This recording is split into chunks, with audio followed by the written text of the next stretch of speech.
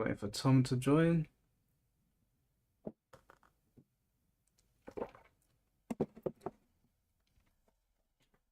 Going on eBay. Just too swift. Corey. Going on, guys. How you doing? Oh, great tech and suffering. What's going on? Craze. Mask of Tears. Kombat. Too sweaty. How you all doing, guys? Just waiting for Tom to join the call. Not entirely sure what direction he wants to go in. Am I Samoan? No, I'm Greek, Ugandan, and German. Let me just message him and see what he's doing. Hey Alexis, is that my picture you've got there? Am I seeing that properly?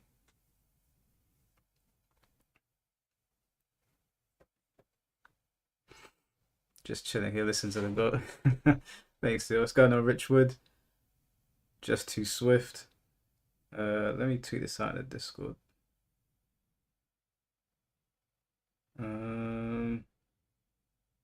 Yeah, I know this is a really random live stream, guys, so sorry for being unprepared. I'll just put this out.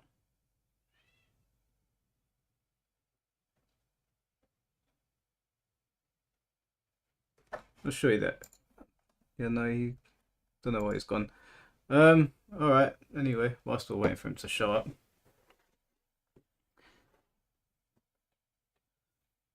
Just a guy, you know.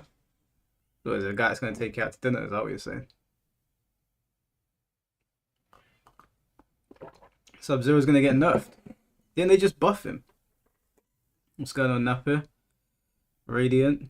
Playing something today? I mean, if you guys want, whilst me and Tom Brady are talking, I can put on Tekken in the background, if that's what you guys want. So me and Tom can talk. I don't know what he wants to talk about, but I can put Tekken on in the background and you guys can play whilst we're talking. And I can jump in every now and then.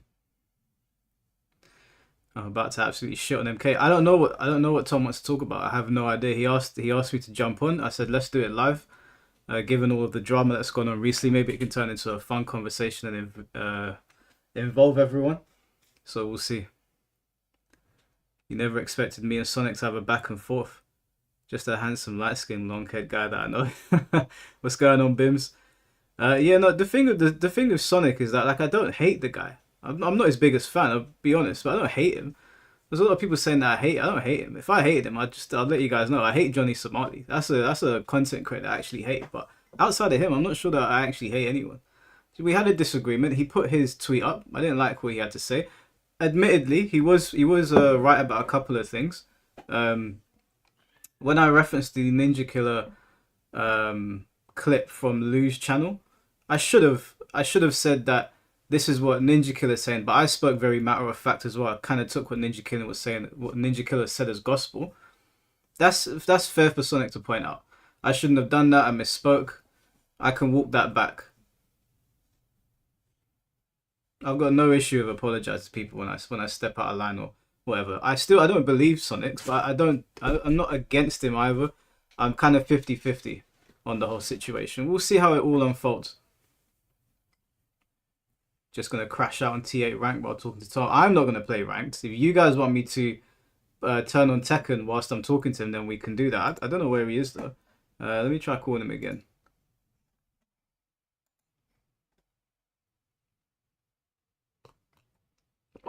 I poked the hornet's nest. The thing is, yeah, the thing with the whole Twitter situation, I saw it. I saw it's gone up to like 200 or 300,000 views. People post shit on Twitter, and then people react to it. And one of the things I kept on seeing from people was like, oh, he's trying to farm subscribers from Sonic Fox. But I've interacted with that guy from Hypnotic's live stream. What was his name? Ryan.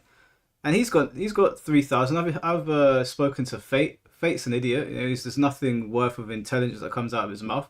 It's not about subscriber base. It's just that Sonic said something and I spoke about it. But everyone's like, oh, he's farming subscribers. I was like, guys, the history's all there. It's all there. You can see it. And also, yeah, I know I've seen some people saying they're deleting Twitter because it's too much. Guys, all you gotta do, guys, literally, you got your phone here, okay? It gets too much, just put it down.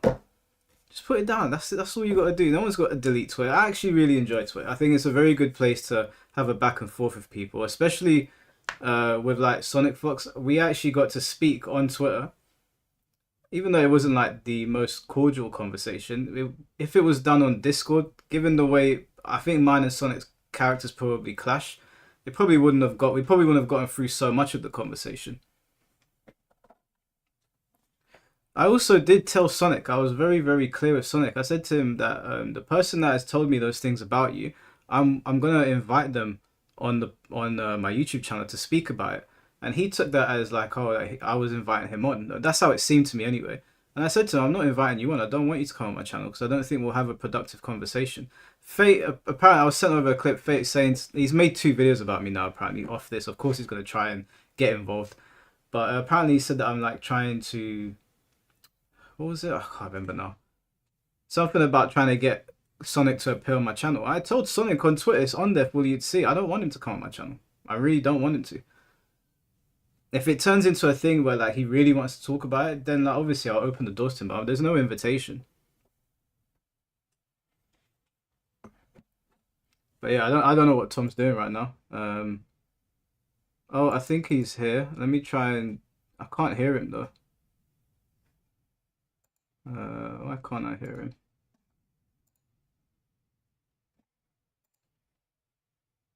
Tom, we can't hear you.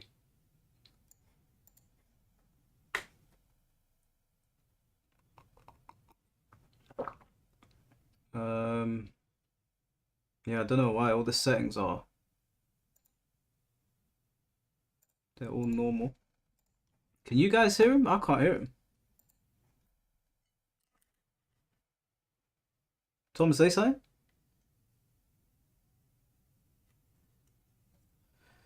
No, nothing.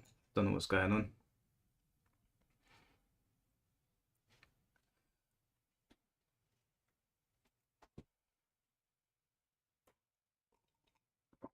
Oh, you guys want to see the game that I got, right? So you guys really enjoyed the dating simulator game.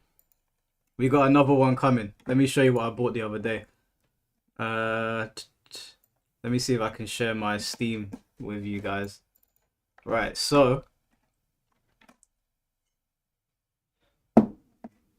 my mic is low. 1 second. So you see here, right? This is another one. I found it the other day. I said that stream was so much fun.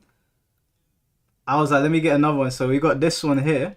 I haven't installed it yet, but it's another game just like the other one. So on Wednesday, we'll pop this on. We'll play it.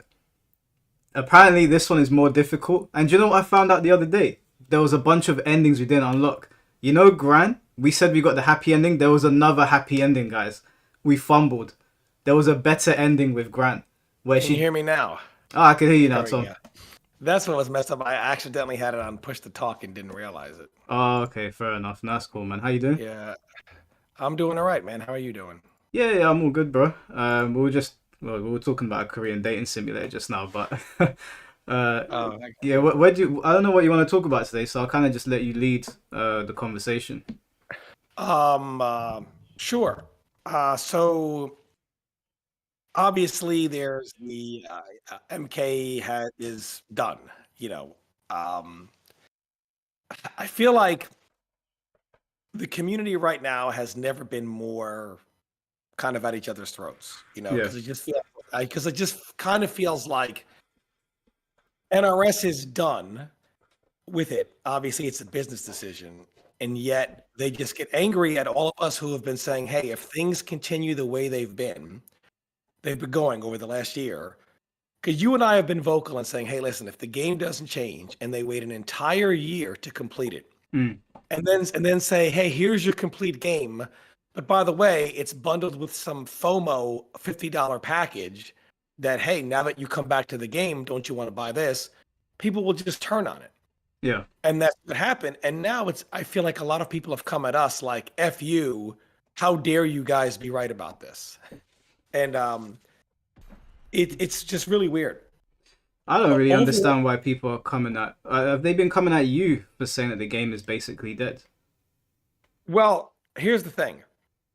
there's two sides. There's considered to be the quote unquote positive side, and then there are people like us who are considered the quote unquote negative ones. The real truth is the term toxic positive, which I started saying, what that really is when the game comes out, let's just say MK1, for example, I acknowledge the good things they were trying to do in the beginning, and I kind of gave them some benefit of the doubt. So you have the positive side who they only talk about the good things and they would never acknowledge the bad things with the game. And then you have the other side who I acknowledge those positive things moving forward, but these things here have to be addressed. And the other side says, absolutely not. There's nothing wrong. Everyone loves the game, etc. So, of course, we want change. So we harp on the things that aren't changing because we realize if you listen to the true underdogs and the Crimson Shadows and the Sonic Foxes of the world, and you just keep giving them your money and supporting the scene and just pray that something happens, that's not how change works. Because they say, well, they're giving us their money, they must be happy. Otherwise, why would they keep giving us their money? Yeah. And so, of course, we say the only way for change to happen is these issues have got to be talked about. And then the other side just doubles down. How many times have we had to hear, everyone loves the game? I don't know what Mike Hollow's talking about. I don't know what Tom Brady's talking about. Everyone loves it. And then, of course, we get to this point and it's like, surprise, nobody's buying the game anymore because they don't want to. What do they think is going to happen? Yeah, well, what I don't understand is that so when Sonic was talking to Lou, Lou was just pointing out that the game's not back, like it's dead in the water. And Sonic's initial tweet just said MK1 is so back or something along them lines. And I basically, like, when I was talking to Sonic, I was like, he's not being rude to you. That's just a fact. That's a fact of the matter. And Sonic was saying that he's dooming. But I don't understand how you can doom for something that's already dead. And it's been this way for a long time. Like, everybody, even these people that are not in the FGC, like other news articles that cover games, have all been like not very favorable to MK1, especially places where you think they would be. So I wasn't entirely sure why he was saying that. It's not like he's being negative for no reason, or like when I talk about Mortal Kombat, it's not like I want to hate it, because I love MKX, right? MKX is a fantastic game, and MK9 as well. It wasn't to my liking, but I recognized that the game was actually pretty good. But MK1 shit. I don't understand why everybody's pretending that, well, not everyone, why these people are pretending like it's not. The issue with MK1 is not just about MK1. I mean, Mortal Kombat doesn't go from being a juggernaut in sales to now that, I mean, can you imagine a Mortal Kombat game? The higher ups at Warner Brothers said, stop everything because Mortal Kombat is no longer making enough money to justify development. That is unfathomable. Yeah. This is just more than MK1. This is the result of years of pissing your fans off. And it really starts in Mortal Kombat 11.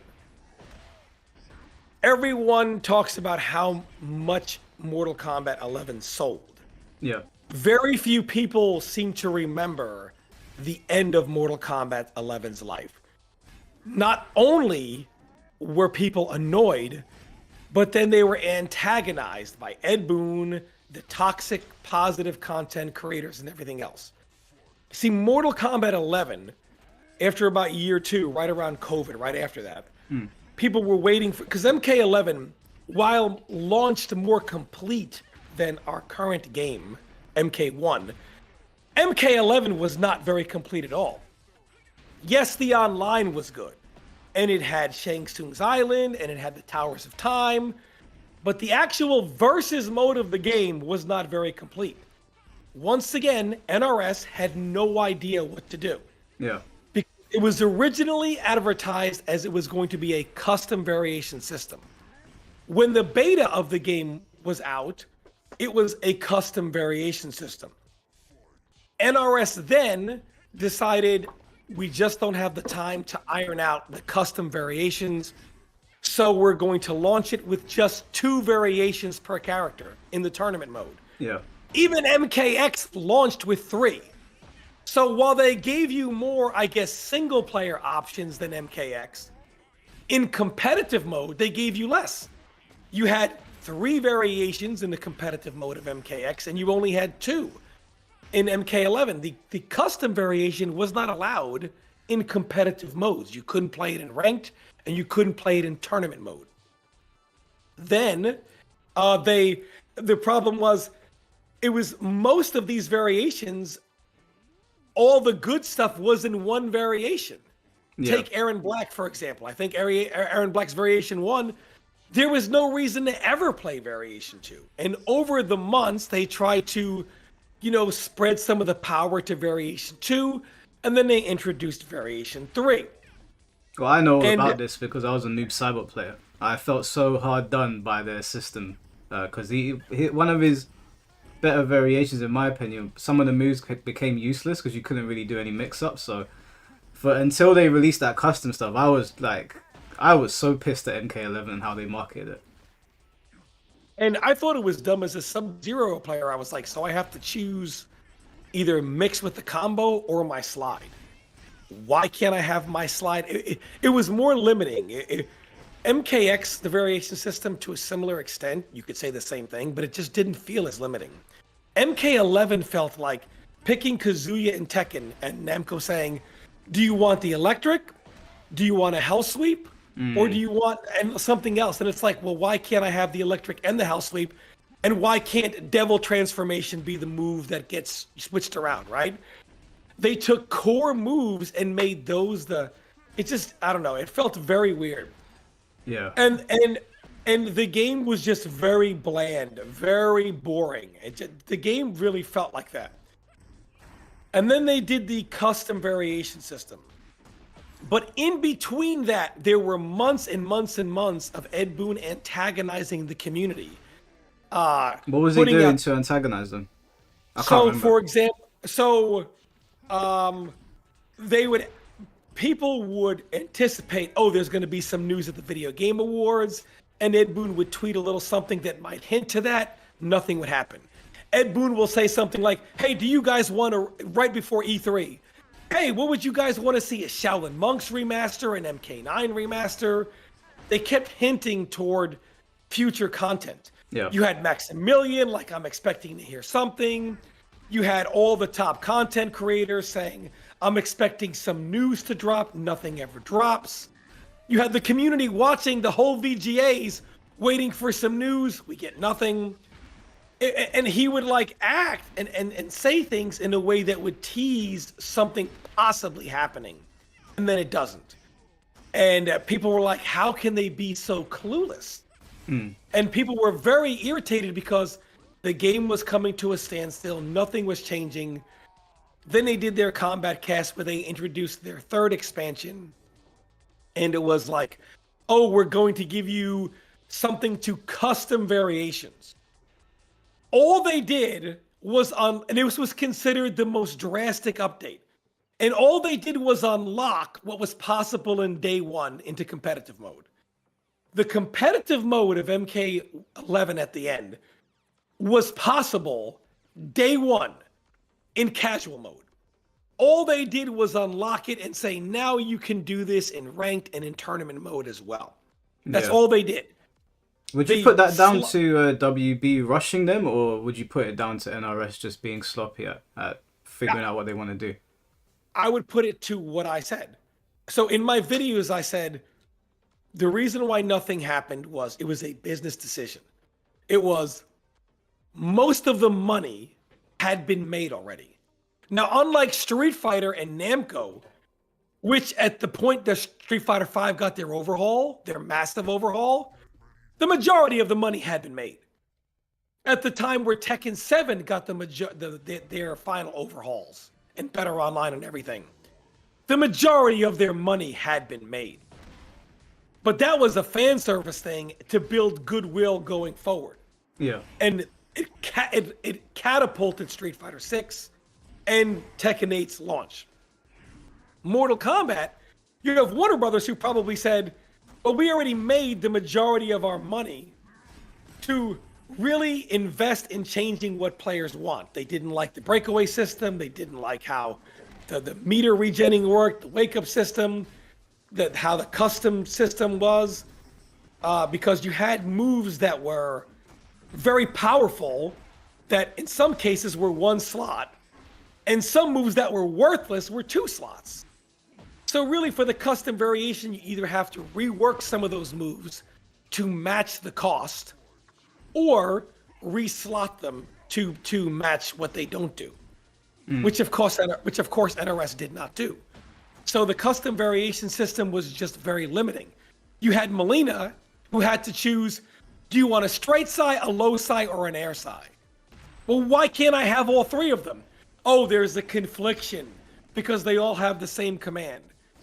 They could have, when they did the custom variations, removed the conflictions so that a character like Melina can do air side, low side, straight side as part of her custom kit, and then choose more custom moves. They could have done so much, but they didn't.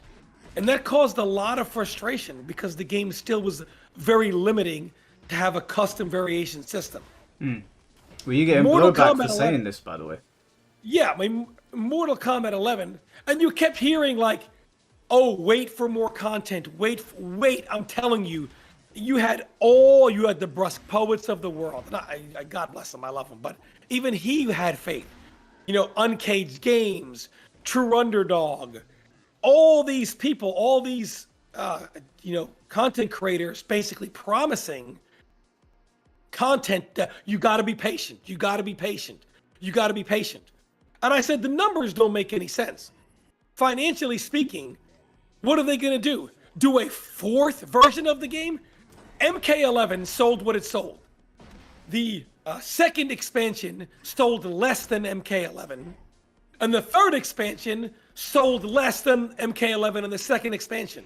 They are not now going to release a 4th version of this. Yeah. And so it just isn't worth it monetarily. If they're going to make any changes, it clearly would say start with a clean slate where our dev time money spent will be maximum profit, 1. And 2, if you look at it, their online pro series, well, there's a tournament every week. They're not going to do a massive overhaul in the middle of a pro series in which there are weekly and monthly, excuse my voice, by the way, I'm sick. That's all right. Weekly and monthly tournaments where you only have 1 or 2 weeks to adjust to a massive overhaul. So it just shows like there's no window where they're going to do this. And of course, then NRS announces we're done. Yeah. So then there's about almost 2 full years or a year and a half of, well, the good news is at least they're working on MK1. This is what we were believed. They're working on the next project. So they're going to have plenty of dev time. And then the game launched and it was god awful. Yeah. Now, even though MK11 sold what it sold big because 1, it followed MKX, which sold 11 million. 2, it came after Injustice 2, which a lot of the newer players were not high on. They called it Zonestis, and they were over it. So a lot of the new community couldn't wait to get back to a Mortal Kombat game. Also, you had your leader, Sonic Fox, saying things like shades of MK9. As much as the newer community craps on MK9, when they want to convey a game is good, they reference that it feels like MK9, which is hilarious. It feels like there's that golden word, MK9. So what does it do? It makes people say, oh shit, man. I got to get into this. I do need some water. But I'm not feeling well, guys, so it doesn't really matter. Hold on, I'll grab some water. Hold on. Yeah, go on. Yeah, Tom's talking facts right now, man. He's talking facts. You're having a bad day today, Frosty. Oh, boy. What's been going on? Yeah, I just got sick last week. And What, have you got the flu? I had it last week, and I'm just kind of getting over it now. Oh, okay. Yeah, the worst sore throat. But what happened is you take into account MKX's success combined with Injustice 2 just did not go over well with a lot of the new community. They were like, it's boring and the zoning and whatever it is they said. And then you release a new Mortal Kombat game, so people were ready for a new MK game, and then it's following up the most successful MK to date. So NRS had a lot of goodwill because of MKX. Now, MK11 left a lot to be desired competitively. You had characters with like 6 crushing blows, and some that couldn't get their crushing blow off once. Yeah. It had a lot of issues early on.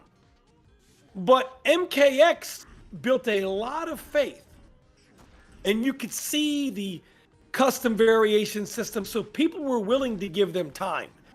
People didn't turn on NRS until they left MK11 in the state it was and said, we're done. Now, keep in mind, it sold 15 million. So even when it's wildly successful, they still abandon it. Yeah. And even when it's not successful, like MK1, they still abandon it. It's very true, by the way. Like, I came off MKX, and if you look through my channel, I really played MK11 because I was so high on MKX, and I thought, oh, they'll turn things around. It's been off to a bad start, and eventually I was just like, fuck this, man, I'm out. And so this game, what happened is with MK1 is a combination of how MK11 ended and the beginning of this game. They have pissed off a lot of their older fans, and they pissed off a lot of people by going from MK11 to, well, good news, we've moved on to the next game. And then MK1 launches, and it's just horrible. And it's like, how can you not read the room? It just made people feel like you are literally saying MK will always sell no matter what. So we can feed you garbage and you'll pay through the nose for it. And then you have the true underdogs, the Crimson Shadows on Test Your Might, all the other content creators saying, it doesn't matter what Tom Brady says, it doesn't matter what Mike Hollow says, the game's gonna sell anyway and you're gonna buy it. Well, that makes people say, fuck you. So you basically have NRS and the toxic positive content creators shoving this shit down your throat.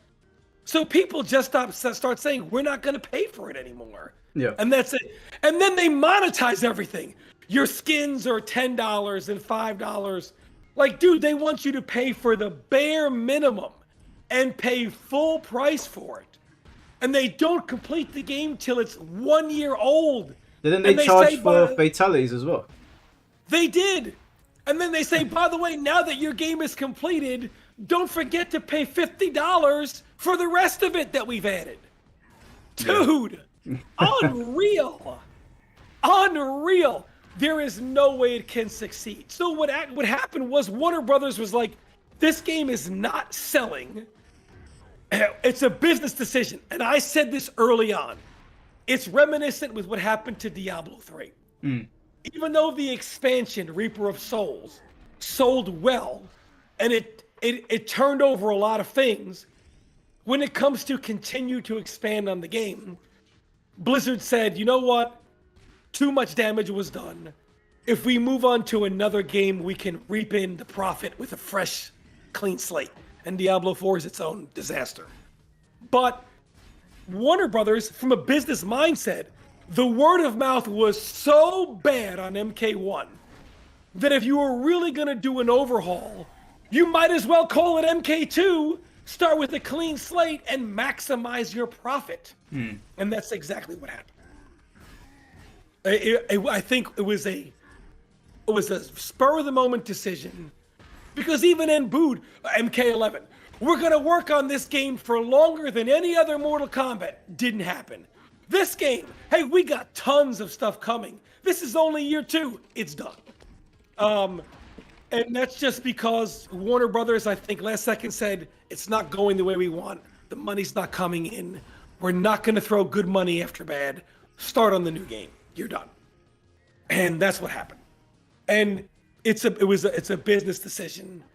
And unfortunately, I think that we're going to get another Mortal Kombat game within maybe 3 years. So we probably got 3 more years left of this.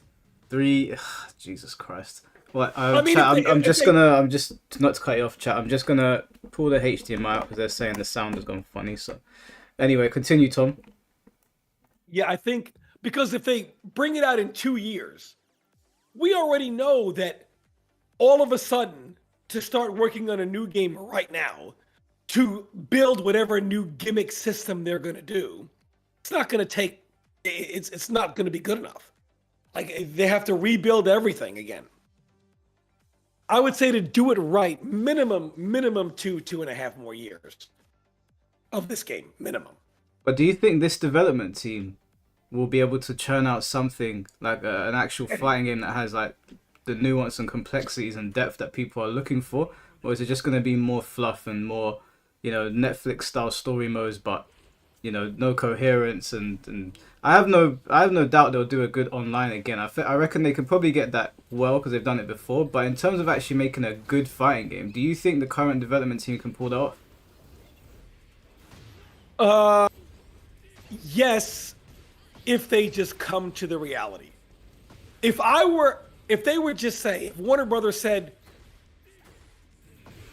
what was your most successful game? And look, keep in mind, MKX only lived for 2 years and it sold 11 million. MK11 lived for 4 and sold 15. If MKX lived 4 years with 4 years of development, it would have sold 22 million. It sold that and only had a 2-year competitive cycle. Yeah. If you look at that, here's what I know. NRS, their community is constantly rebuilt. They are able to obtain, but never retain. They obtain a portion of their old player base at the launch of a new game and obtain a lot of new players. But then they retain very little. The older players say, I was hoping for something good. This ain't it, and leave. A lot of the new players leave, and you're stuck with only the people trying to make some money off it. And a few of the casuals as well. So they don't retain, they only obtain.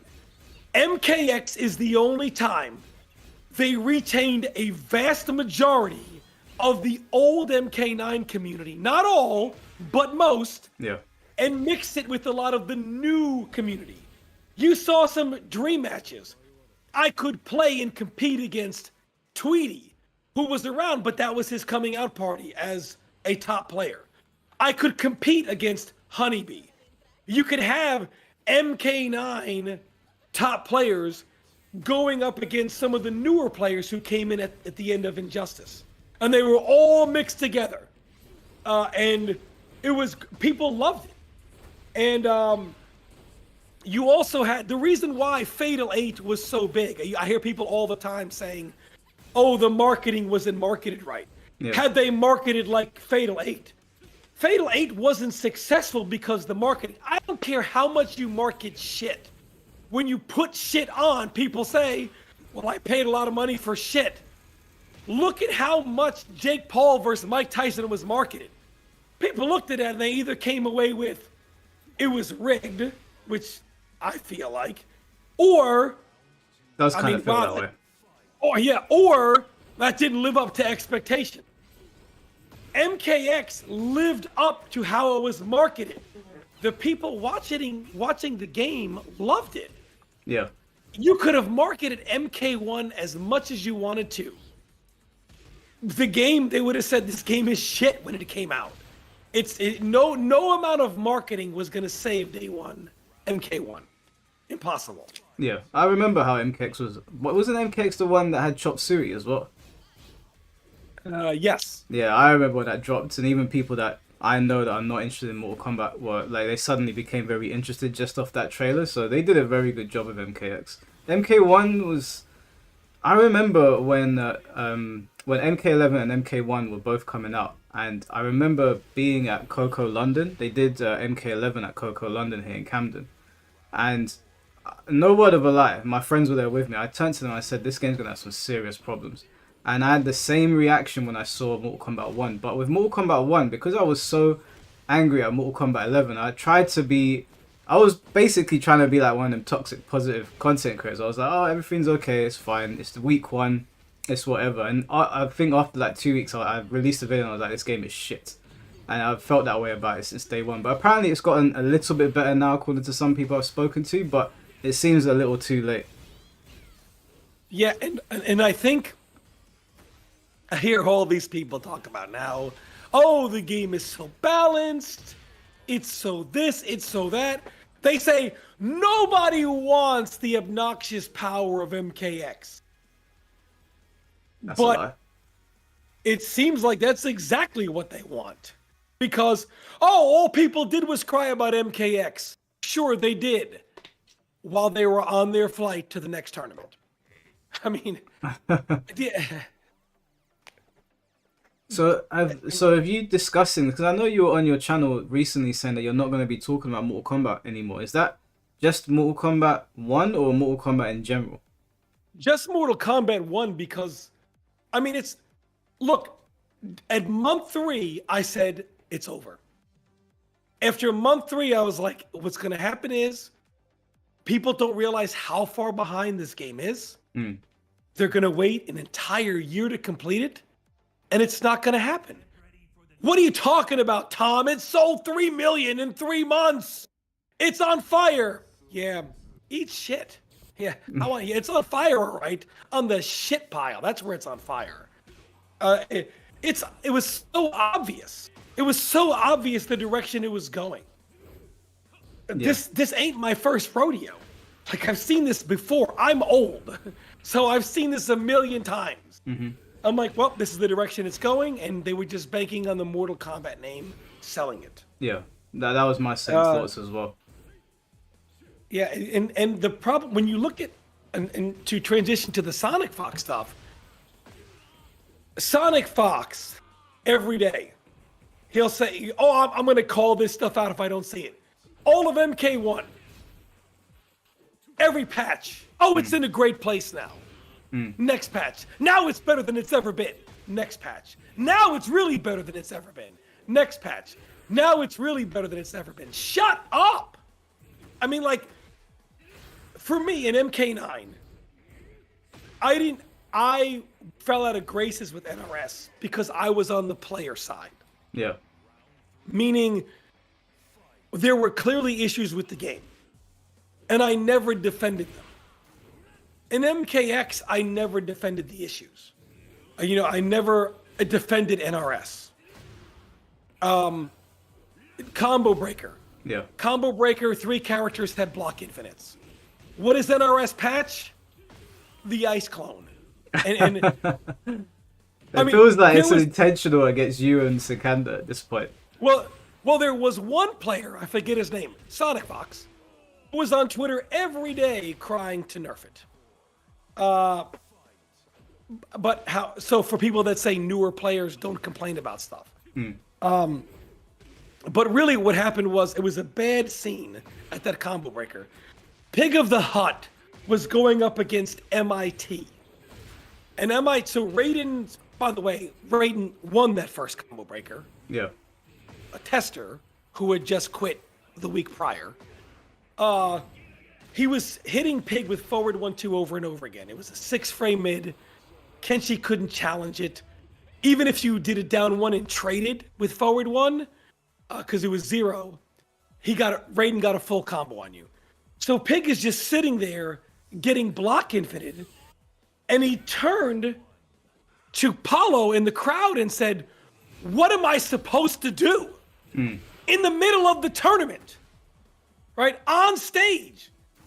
They did a patch 2 days before the tournament, and yet characters still had block infinites. And this is, if you're gonna do a patch 2 days before a major, you might want to take that out of the game. Yeah. Otherwise, why patch it? they did a patch 2 days before CEO. And Jabali was like, hey man, I'm not really comfortable with doing a patch 2 days before like a major.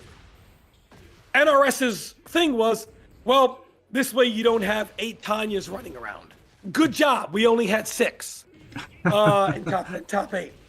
But they'll do patches and not fix certain issues. NRS has had a bad history of this kind of stuff. And yet, despite this happening in MKX, we forgave them anyway because the game was fun. Look, NRS, we have shown we don't hate on NRS. We will forgive them if the game is fun, and MKX was fun. Yeah. And I feel like if MKX had 2 more years of dev time to really iron out the variation system, instead of doing a last-second knee-jerk patch, I feel like the game would have been just right. But a lot of the top players then didn't defend NRS. We held them accountable. Your netcode is terrible. It needs to be fixed. This is inexcusable. And guess what we got? We got GGPO rollback netcode. Yeah, I remember that. We did not let them off the issues. Now your new leader, Lord Sonic Fox, says, let them get away with anything. And will always say it's the best everything. And then even say, hey man, if we get crowdfunding, we are so back. Are you high? There's no coming back.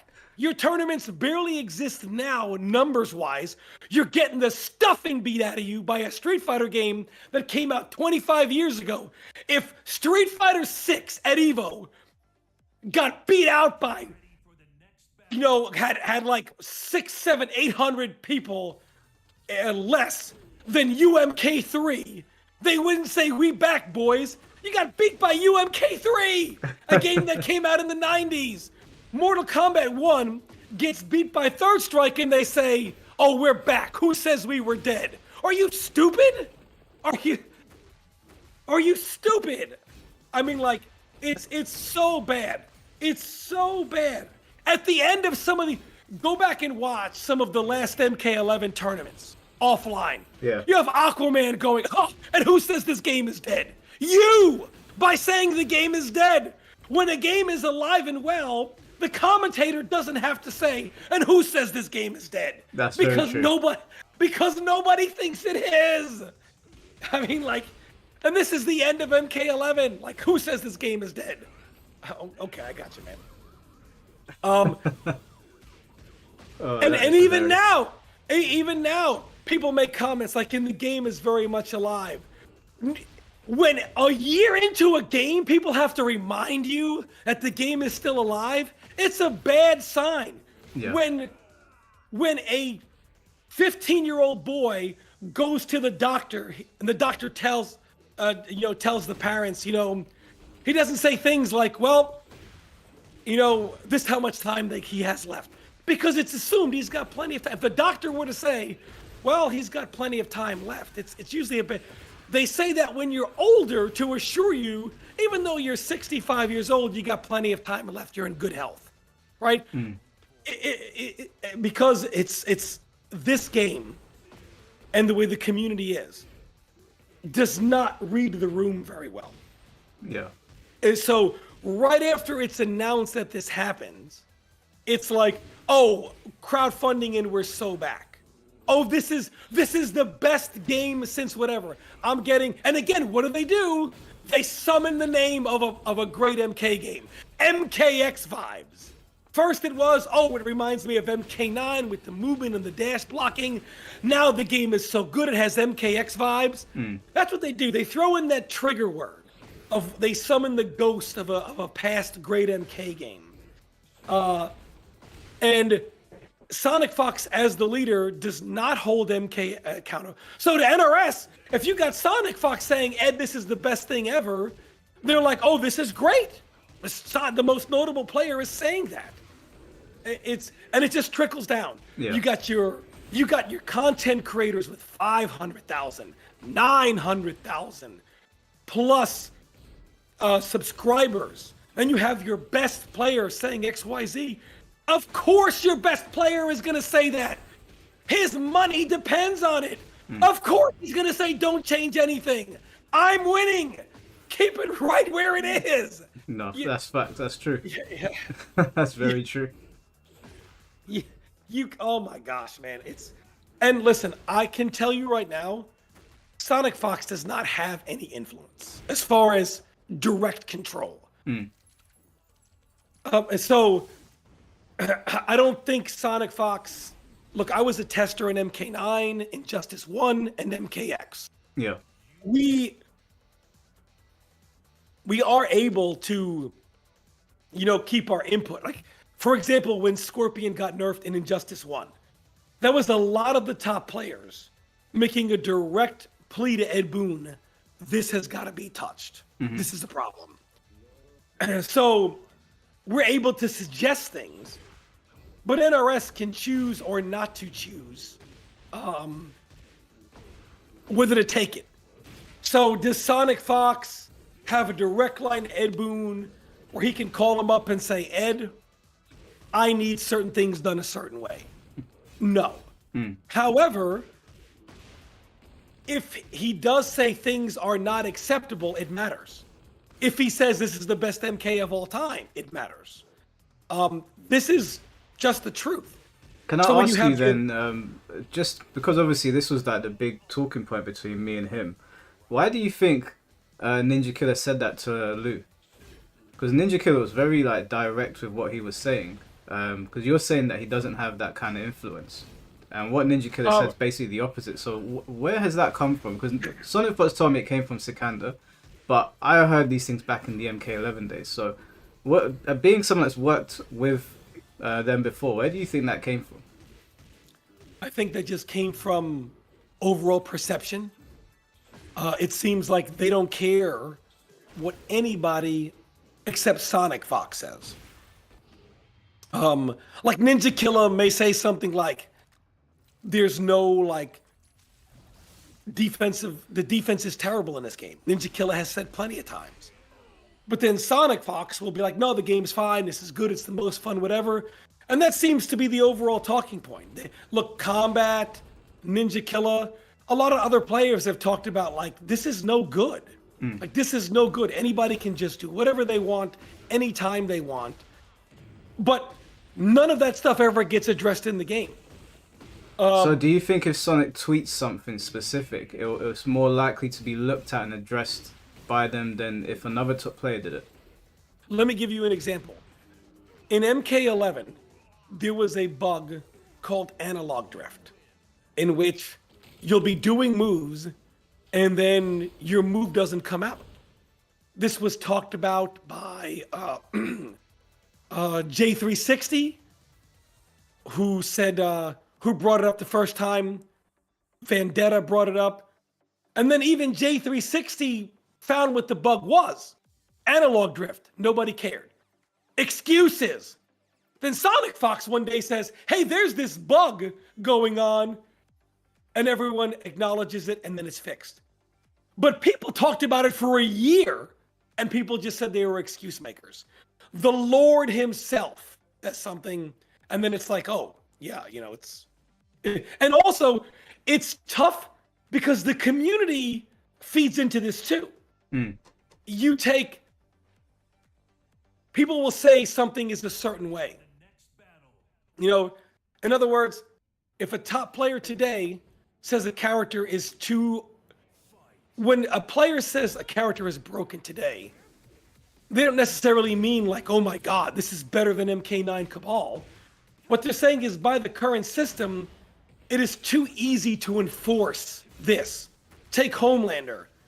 What made it quote unquote broken was how it was so easy to enforce this, especially with the Farah cameo. And it was just, you can just enforce it, ram it down your throat with a very low skill ceiling and a very high effective rate. But whenever Sonic does something, it's always looked at, oh, these other players are crying, this character isn't that good, and by the will of God, Sonic Fox, this terrible character, seems to win. And that's pretty much what happens. So it takes forever to get stuff done, and it creates this narrative that Sonic Fox has some direct say to NetherRealm, in which they will do what he says, which just is not true. But the perception is reality, and that's what the perception is.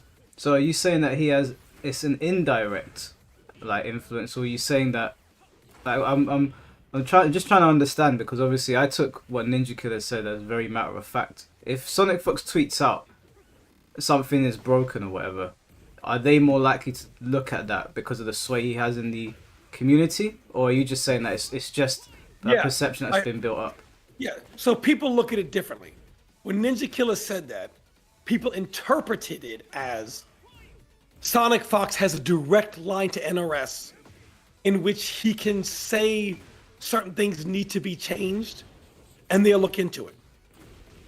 Like everyone else, if we can tweet our opinions, Sonic Fox has the same right to voice his opinion, right?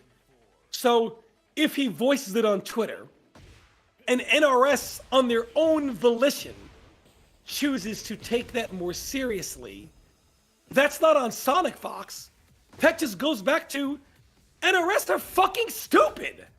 It just goes back to that. Yeah. They are. So he has they take what he says more serious than everyone else, which is why I'm sorry. Why do you think that? Hold on, and I just got to say this now to the whole furry community. I've known Sonic Fox since he was 13 years old. I mean no disrespect when I forget to say they. I'm an old man, so I don't mean anything by it. Please, God, forgive me.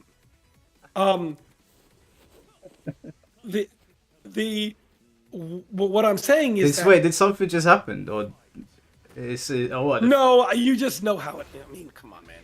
This is 2024. Yeah, but in Sonic Fox's profile it says he, they, right? I don't know. So you can say he, right? I mean, if Sonic didn't like that, I just call him by his name. I'm not gonna call people they, man. Like, I'm gonna keep on forgetting. Yeah, I mean, you have to understand, like, he doesn't have any of this direct control. They just take what he says more seriously. So when Sonic comes around and says, "We are so back," or when Sonic comes around and says, "This is the best blank blank blank," that resonates with them as, yeah, we're doing something right around here. And they're not. They haven't done anything right since MKX. Can I ask you then, Dadbot in the chat brought up a part in the clip where Sonic Ninja said that he's like chummy with them, like that he's cool with them, whatever. Can I ask you, why do you think he said that specifically? Because that makes it sound like... Because he is. And to what level then? Do you know? Well, I mean, we all at one time were chummy with each other. You know, me, 16-bit, Dizzy, we competed against each other. One time I stayed at Dizzy's apartment for like 2 weeks when I was there visiting with 16-bit. We were at one time all chummy with one another. But I would say they're more cordial than chummy. I mean, I guess to say they maybe like him more than they like any of us.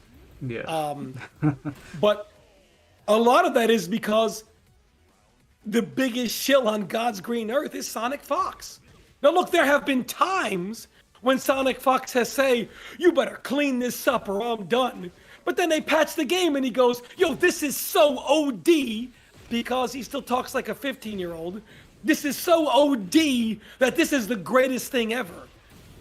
And it's like, they didn't fix any of the issues. And now you're right back saying this is so OD. Yeah. Like, no. So while, yes, you have said, "Yo, this is so, if this doesn't get fixed, I'm done. I'll stop playing your game." First of all, dog, if any of us said that, they'd say good riddance. But when Sonic says that, he does it to himself. Because when Sonic says, "You better fix, if this doesn't get fixed, I'm done," it sends the message to the community that maybe NRS may say, oh my God, if Sonic Fox leaves, that'll be a real bad look for the game. So one, Sonic, when he says things like that, is in some ways sending that message out to a lot of people, you know? But then they do the bare minimum and he'll come back and say, oh yeah, it's the best thing. Yeah, this is the best now. So yes, he's right. He has, I guess, threatened to leave the game. And when MK11 was at its worst point, he really didn't play it much at all, moved on to other things. In this game now, he's, still, despite what he said. And listen, at the end of the day, Sonic Fox is always going to do that. Because if you remove Mortal Kombat from the mainstream tournament scene, you take MK away from fighting game history, and instead of Sonic Fox being in the GOAT conversation, he's in the conversation for he's a good player, not on the level of Daigo. Yeah. So he will, no matter what he says, he's always going back to Mortal Kombat, because there ain't no other way the GOAT discussion happens. The majority of his following is there for Mortal Kombat. Now, Sonic Fox can be great and top at any game he chooses to, but he cannot achieve GOAT status or whatever he's going to do without Mortal Kombat. Mm-hmm. So he is still very, he's always going to support Mortal Kombat and not going to call out the issues. I feel like just because it would then put him in the same situation many of us have been. If Sonic Fox throughout MK1 kept saying this is unacceptable, this is unacceptable, this is unacceptable, I believe maybe things might have happened. I don't know. You think they would have been different? It might have been different. Or they might have blacklisted him too. I don't know. Only you can't blacklist him because he ain't going nowhere. He'll just keep winning. Yeah. Yeah. So and yeah. So like with that whole situation that happened on Twitter, have you interacted with the community at all? Obviously, like I've seen what they've been saying about the interaction between me and Sonic Fox, but because I think you posted it up originally, right? You put it on Twitter. Yeah, I put it on Twitter. What was I didn't really read through the comments. There were quite a lot in there. What was the general sentiment towards that whole situation with like you were lumped in with it? Oh, it was fuck you, Tom. Why are you still here? Oh, that's basically it. Is that what you've been getting a lot recently? Yeah, I mean, the Mortal Kombat community. I mean, there's no other way to say it. I'm by far the most hated human to ever live in Mortal Kombat history. So that's never going to go anywhere. Mm. So anything I say will always be, and no one will ever, they don't even engage in conversation. It's just, why don't you go somewhere? Shut the fuck up. Why are you still here? So on and so forth, so. I don't understand why they're like that towards you, because you're not a Mortal Kombat hater. You just sort of like want the game. You point out the issues in the game, and then you sort of like provide your proof and your points on where it could have like gone better, and then go from there. I don't understand why they're so. I've seen some of the comments. I really don't understand why people get that annoyed. Because even when I was speaking to Sonic Fox, I wasn't like losing my mind over it. It was a disagreement, but when I see them talking to you, it seems genuinely like they're like super angry at you, and it's been that way for some time now. Oh yeah, everyone's angry at me. By far the most hated. Like you always say, hate's a strong word. Like I would say 95% of the community has genuine, true hatred when it comes to me. Like there's no denying that. And look, I can say with absolute certainty, Sonic Fox has no direct influence on any changes that can happen. None. They do take what he says more seriously, but he doesn't have any say. And he doesn't go to NRS and say, hey, I think you should do this. He voices his opinions the same way I do, you do. He has the same right to that. And if NRS chooses to ignore us and acknowledge him, that's not his fault. No, I agree. I think my pushback with that really was that originally my video was about the crowdfunding, right?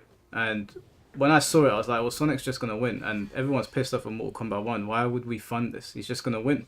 And obviously, I included the Ninja Killer clip in there, which probably should have worded a little bit better on my end. I could definitely have like used the word "if" a bit more. I thought I used it more than I did, but I think when I saw that crowdfunding tweet, I really couldn't understand it because the game's dead, and the crowdfunding obviously comes from people like us or the casuals or whatever. And Sonic will likely win again, so I couldn't really understand why he would say that. And then when I saw the Ninja Killer clip, I was a bit like, it was wrong of me to take what Ninja Killer said as matter of fact, but I also felt like it was a line in my pocket situation. That's how I interpret it anyway. Yeah, that's exactly what it was. I mean, you have to think about it. The people, imagine someone, how they must feel. I paid $110 when this game came out. Then it didn't get mostly finished, and then I paid another $50. So I paid $160, and I still didn't get everything that I wanted. And now the game is done being developed. And you think I should spend more money than I already have. So the money I spent didn't go toward making the best MK ever. Instead, I should spend more money to make Sonic Fox richer. Yeah. I mean, it's like the money I spent didn't go to what I wanted. You know, people have felt like their pocket is picked. I spent all this money when the game came out, all this money on Chaos Reigns. God knows how many skins did you try to sell me. And now you want me to spend more money? Like, no, I've spent enough. Like, it just did not go over well. Yeah, it didn't make any sense to me because I don't think in the video at any point I said he directly works for NRS. I think what I said was he can affect change. That was what I said in the video. And so basically what you're saying is that let's say they've announced the Pro Tour now, and then Sonic Fox starts tweeting out like crazy that a particular character needs to be nerfed and another one needs to be buffed. My concern was that would probably happen, and he would go to the Pro Tour, and the character that he wanted gone because of his influence or the way they look at him. He wouldn't directly say it to them, but they'd look at his tweets, and then, you know, the Cyrax situation I think made people look sideways. I know that he didn't end up using Cyrax, but I think a lot of people looked sideways at that because Cyrax got randomly reverted, right? And they said it was an accident. Look, when you know NRS like I do, it was an accident. They fuck everything up. I mean, it's just, the dash nerf in MK9, they tried to say, oh, we did it because Rushdown was too good. That was an accident. They accidentally fuck shit up all the time. So that's nothing to do with Sonic Fox. So they're just incompetent. Yes. In MK9, Cyrax had his what was it called? The bomb trap with the throw bug, the command throw bug, and they fixed it. And then they introduced his classic skin. The classic skin still had it, but the regular skin didn't. It was literally two different characters, even though it was the same character. They will, yeah. I mean, so no, that's not a Sonic Fox thing. It's very easy for people. Look, let's also call it what it is. People, I'm not saying me or you, people have agendas against Sonic Fox for whatever the reason is, right? Yeah. So we would be lying if we didn't say that there are people that have hatred for him and personal agendas against Sonic Fox. Do you think people genuinely have hatred for him, or do you think some people just dislike him? I think when Sonic Fox is old and can no longer win, they're going to come for him, the same as they do all of us, because people have hatred for him for their own reasons, be it reasons that have nothing to do with gaming. Well, because he's People a furry. people do have hatred for this guy. Look, he is generally beloved because he forces his power down your throat to do as I say or else, which in some ways came at you the same way. You know? And look, absolute power corrupts. Absolutely. It is what it is. And there is no more absolute power than Sonic Fox. But I don't. However, within the community though, like when you're saying that he's got like absolute power, I just don't. I don't really see it. I mean, not over the game. What I mean is, as far as like, it is very difficult to call Sonic Fox out for anything. Like, hey, you're kind of shilling the game right now. Good luck. well, why You're is that? asking because you're asking for a lifetime of just being hated by so many people. Well, who cares? So yeah, my point is, so you can't ever call him out. Look, Sikander. All Sikander said was, look, you keep saying this character is broken. I'd love to see you prove it. Because, there's this whole Sub-Zero thing with the community. He's like, can you show me the brokenness right now? I demand it. Yeah. And then it turned into this whole thing. All he did was call out Sonic saying, hey, you've been saying for months now this character is broken. Show it or shut up about it. And it turned into this huge thing. But yes, there are people who have general hatred for Sonic Fox just because of their own personal reasons. So let's not pretend that there are people who won't jump on Sonic Fox over nothing. I mean, this is 100% true.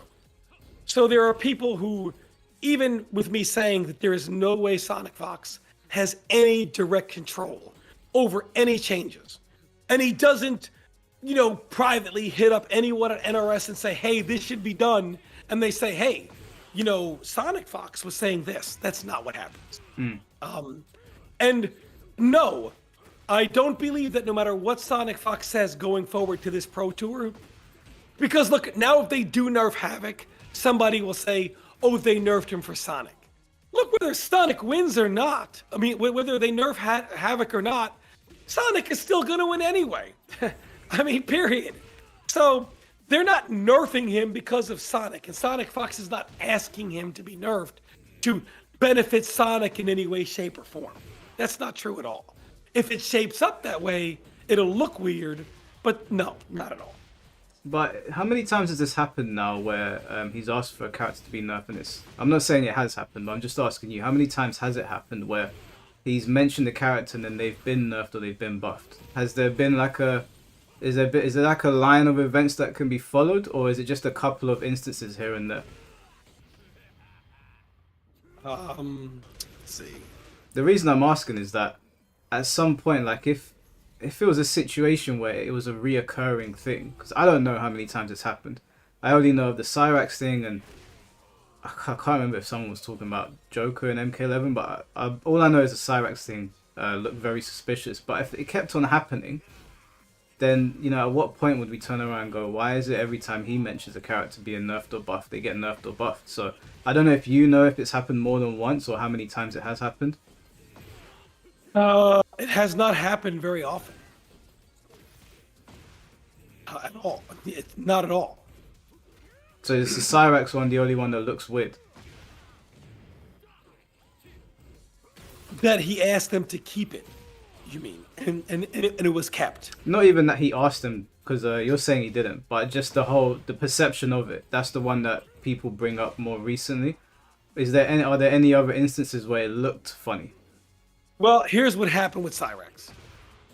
People referenced that at an earlier point in the game, Sonic said you should bring back Cyrax. Because that meta was fun and just starting to be explored. So people drew an imaginary paper trail from that to now all of a sudden Cyrax was reverted in some ways. And then Sonic Fox, I think, said something like he hopes they keep it, and then they did. Sonic Fox, along with a bunch of other people, said that he hoped or wish they brought back Cyrex. But the fact of other players that said that was omitted, and only Sonic Fox saying that was where the breadcrumb trail was drawn. I can think of at least 20 people off the top of my head who said the exact same thing, yet it is only credited to Sonic Fox. And then when he said he hopes the Cyrex thing doesn't get reverted, I don't know if that's a direct quote from him or if that was assumed that's what he said. I think he might have said something along the lines, but there were several players who, again, said the exact same thing, yet that is only attributed back to Sonic. The truth is, it was a bug. They messed something up, and then they waited until after the Pro Series to do it. Had nothing to do with Sonic. Okay. But breadcrumbs were kind of drawn directly to him. Absolutely not. I can count on one hand the amount of times Sonic suggested something be done, and it was actually done.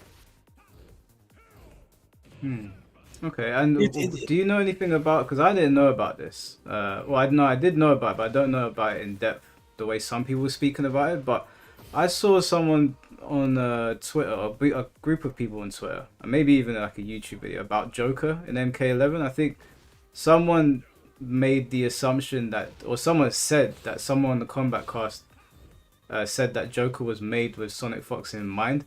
I don't remember seeing it myself, but people kept on messaging me about it. I didn't know if you knew anything about that, because I remember people talking about Joker all the time. Again, I'm not accusing him of that. That's just what I heard. So again, good thing I'm a historian. You're probably the best person for this. The whole thing of Joker was made for Sonic Fox comes down to a comment Sonic Fox said. I think it made it to a YouTube video, or it might have happened on stream, when he said, "I literally designed this character." Right. Sonic Fox meant it in the manner of he created all the tech that is currently used. And people took it out of context. And it was taken as, whoa, Sonic admitting that Joker was designed specifically for him. No. One of the coolest things about NRS, at least at one time, is, man, they were the best fucking studio for us, the fans. Meaning that I think they did at one time have certain people in mind with certain characters, right? They didn't design Joker for Sonic Fox, but I think it gave them great pleasure to watch Sonic Fox play Joker and do well with him, and how creative he was with the character. Sub-Zero with me in MKX, they gave me my own brutality in MKXL. They watch us, they see what we do. They at one time were the most involved studio. This is a true story. At Combo, CEO, like for the first ever CEO, I'm there. And Harada is there for Tekken Tag 2. No, it was Tekken 6. And I'm talking to like Fab and GM, and I'm like, and like, I don't know if people remember Bruce, but they were talking about stuff with Bruce. And I said, hey man, there goes Harada right there. Give me your feedback. Didn't even know who they were. He took a picture, said something in Japanese, gave him the peace sign, and I was like, man, he thought they were just a bunch of J-bros out of the crowd. And these guys are beating Koreans. Meanwhile, NRS, they watched our streams. They watched from the biggest name to the smallest name. Everyone's content. They were on the forums talking to us, on Twitter talking to us, at tournaments talking to us. They knew who we were. You could not be more involved with the game and the scene and the top players, even the not so top players, than NRS was. There was nobody better with the fans and their community than NRS. So I do believe that did people there enjoy watching Sonic Fox do well with Joker? Sure. Did Sonic Fox have any input in how Joker would play? Zero. None. None. None. Okay. Characters are designed a certain way, and how that design gets played, there is only one person who makes that decision. The judge, jury, and executioner has always been Paulo Garcia, not Sonic Fox. So Sonic Fox did not design the Joker.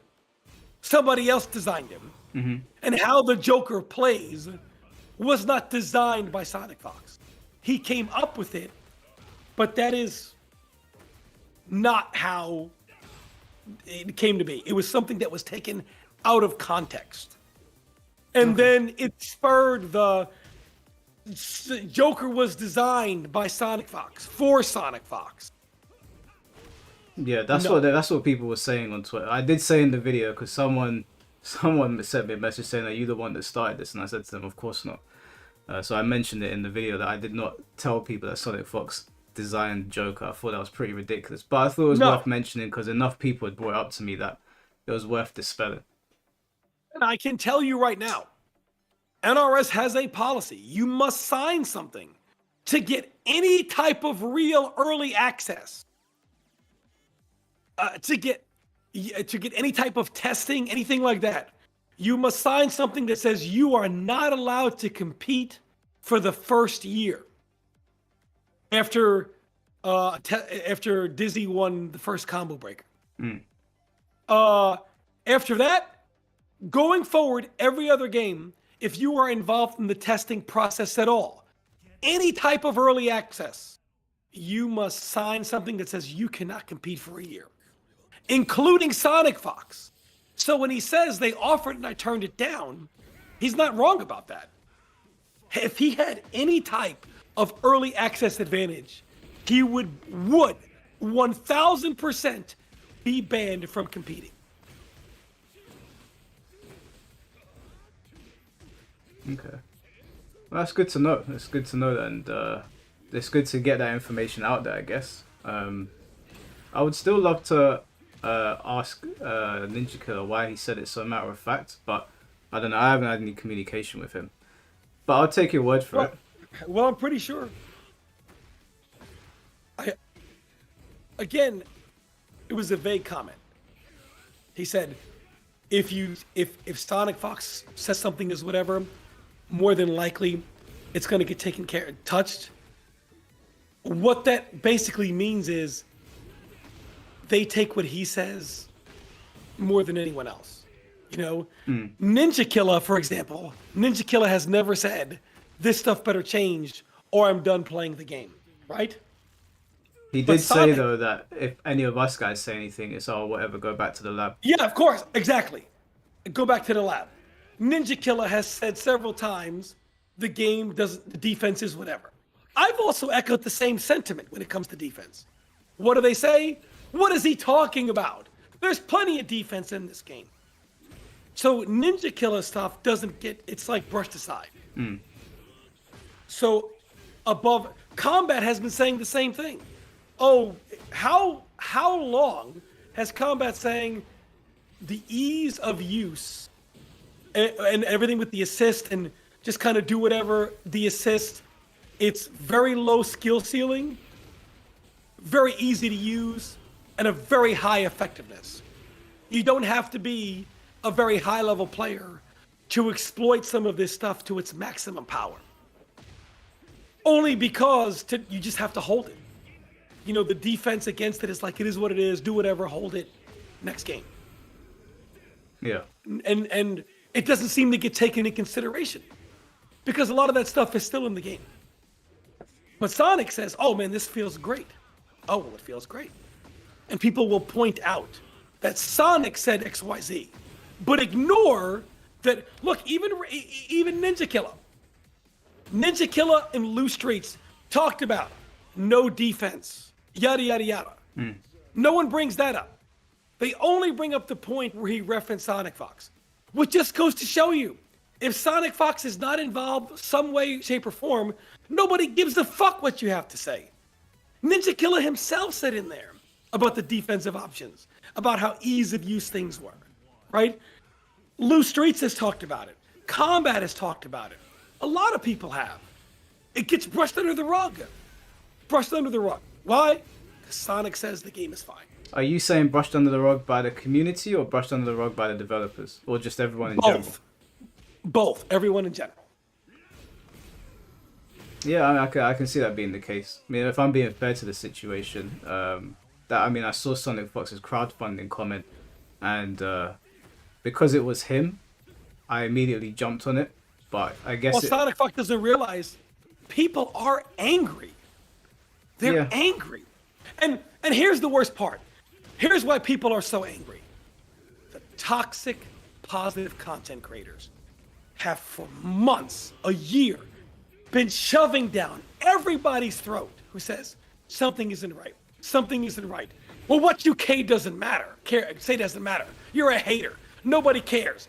Everyone loves this game. I don't know what you're talking about. Who are these people who don't like the game?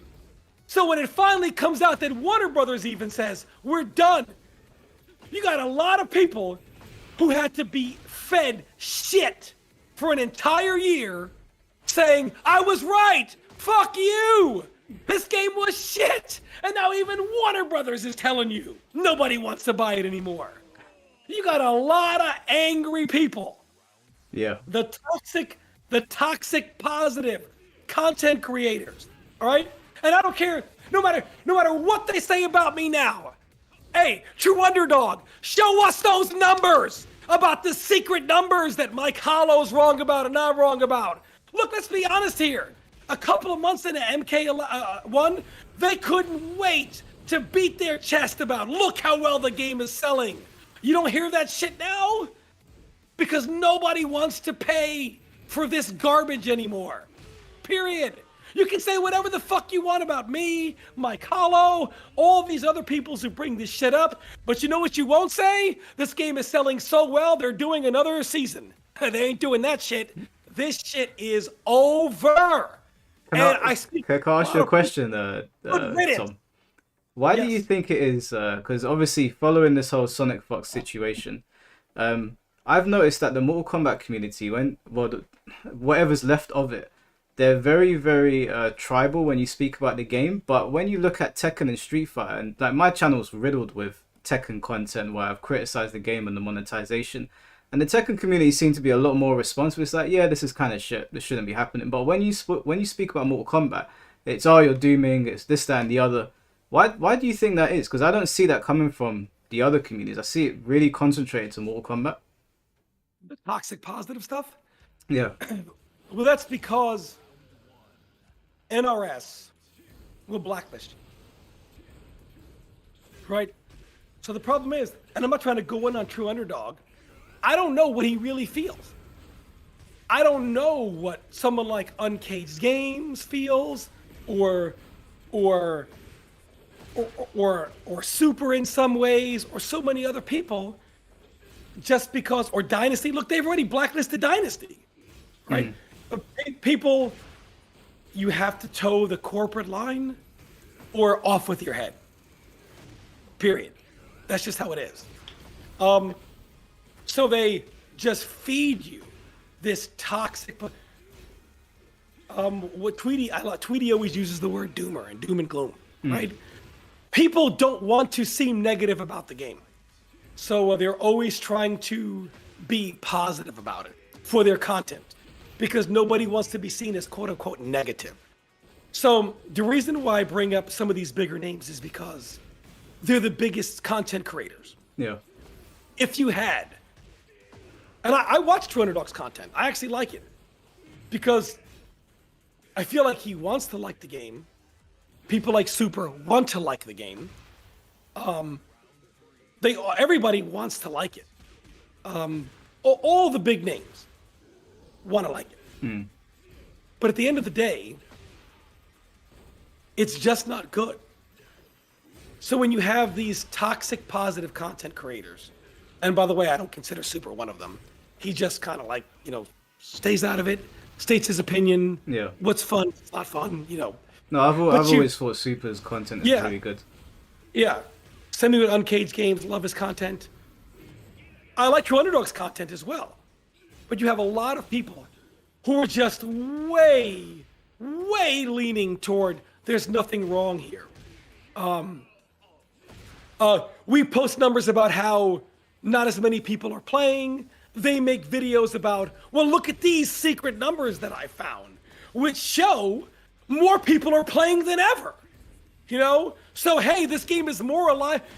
Let's be honest, how many content creators made videos for months about people like Mike Hollow, especially me, have been doing all this dooming about how the player numbers are going down and all this stuff, but the game is selling well. There's more, the competition is greater than ever. There's more players now than ever, and giving us these numbers about how the game is going up, up, up. And then this shit happens. And it's like, you're all full of shit. Who the fuck couldn't see this game was heading for this? But yet, what are these toxic positive content creators? I just let you know something, by the way, Tom. Frame Whisperer is in the chat, and he's just said that True Underdog just dropped a video about how MK1 isn't cancelled. That's apparently the title of the video. I don't know if it's more clickbait. I haven't seen it yet myself.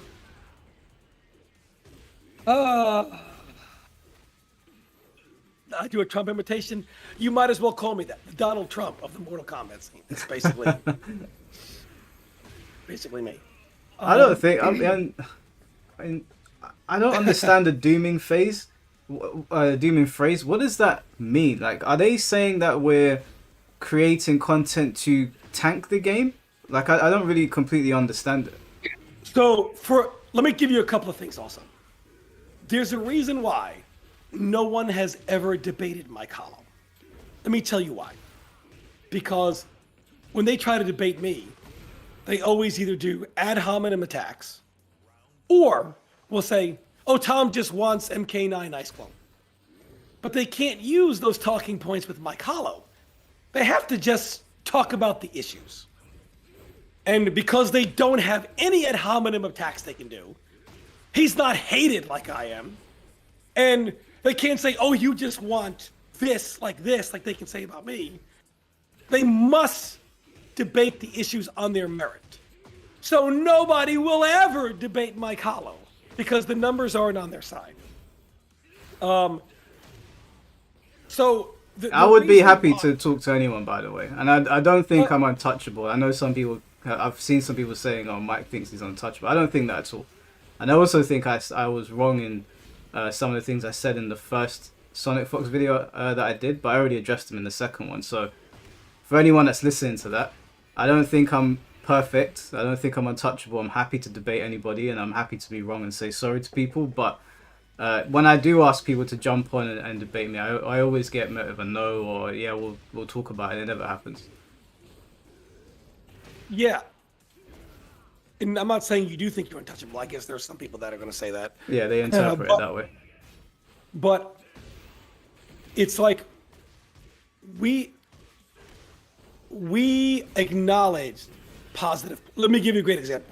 Maximilian released a video, his newest one, in which he started out saying he played the game, he wanted to have fun with it. It looks like there are things he could have fun. But then he also said, as he played it, it was the worst feeling of all the NRS games. And also said that the assists, how they worked, don't like it. It got better, don't like it at all. Crimson Shadow of Test Your Might says, keep in mind, he started the video saying it sounded like he wanted to have fun with it. Are you fucking stupid? He spent the rest of the video talking about how he didn't like anything at all. Yeah, no, I saw those comments. I think people were being really unfair to Max. They keep on calling him, they're saying he's toxic positive. I don't think that of Max at all. No, I actually think Max has some of the best takes that I've heard when it comes to these sort of things. He openly admitted saying that, oh, Takeda was a lot of fun, but outside of that, the game is boring. And there are so many things that just make the game has nothing redeemable, right? Single player content, shit. Worst story mode, worst single player content, worst expansion story mode, right? Even, hey, want to play with, he's going to start up a stream, wants to play with some people. There's no lobby in which they can just join as King of the Hill. So he has to play for 20 minutes. Okay, give me 8 more names. All right, now I'll invite you. I got to type this shit in manually. Okay, give me 8 more names. People just can't freely join and leave and play with this community. That's just frustrating. That's so frustrating. Also, like, how bad some of the online issues were early on. Don't forget, early on in the game, the black screening that would happen in the middle of ranked, and you would get a loss for it, for the black screen bug. Then there's the DC issue. That was a problem. So many issues with the game functionally, which Maximilian details perfectly. Yeah. Then he also says it just didn't feel right. It felt restrictive.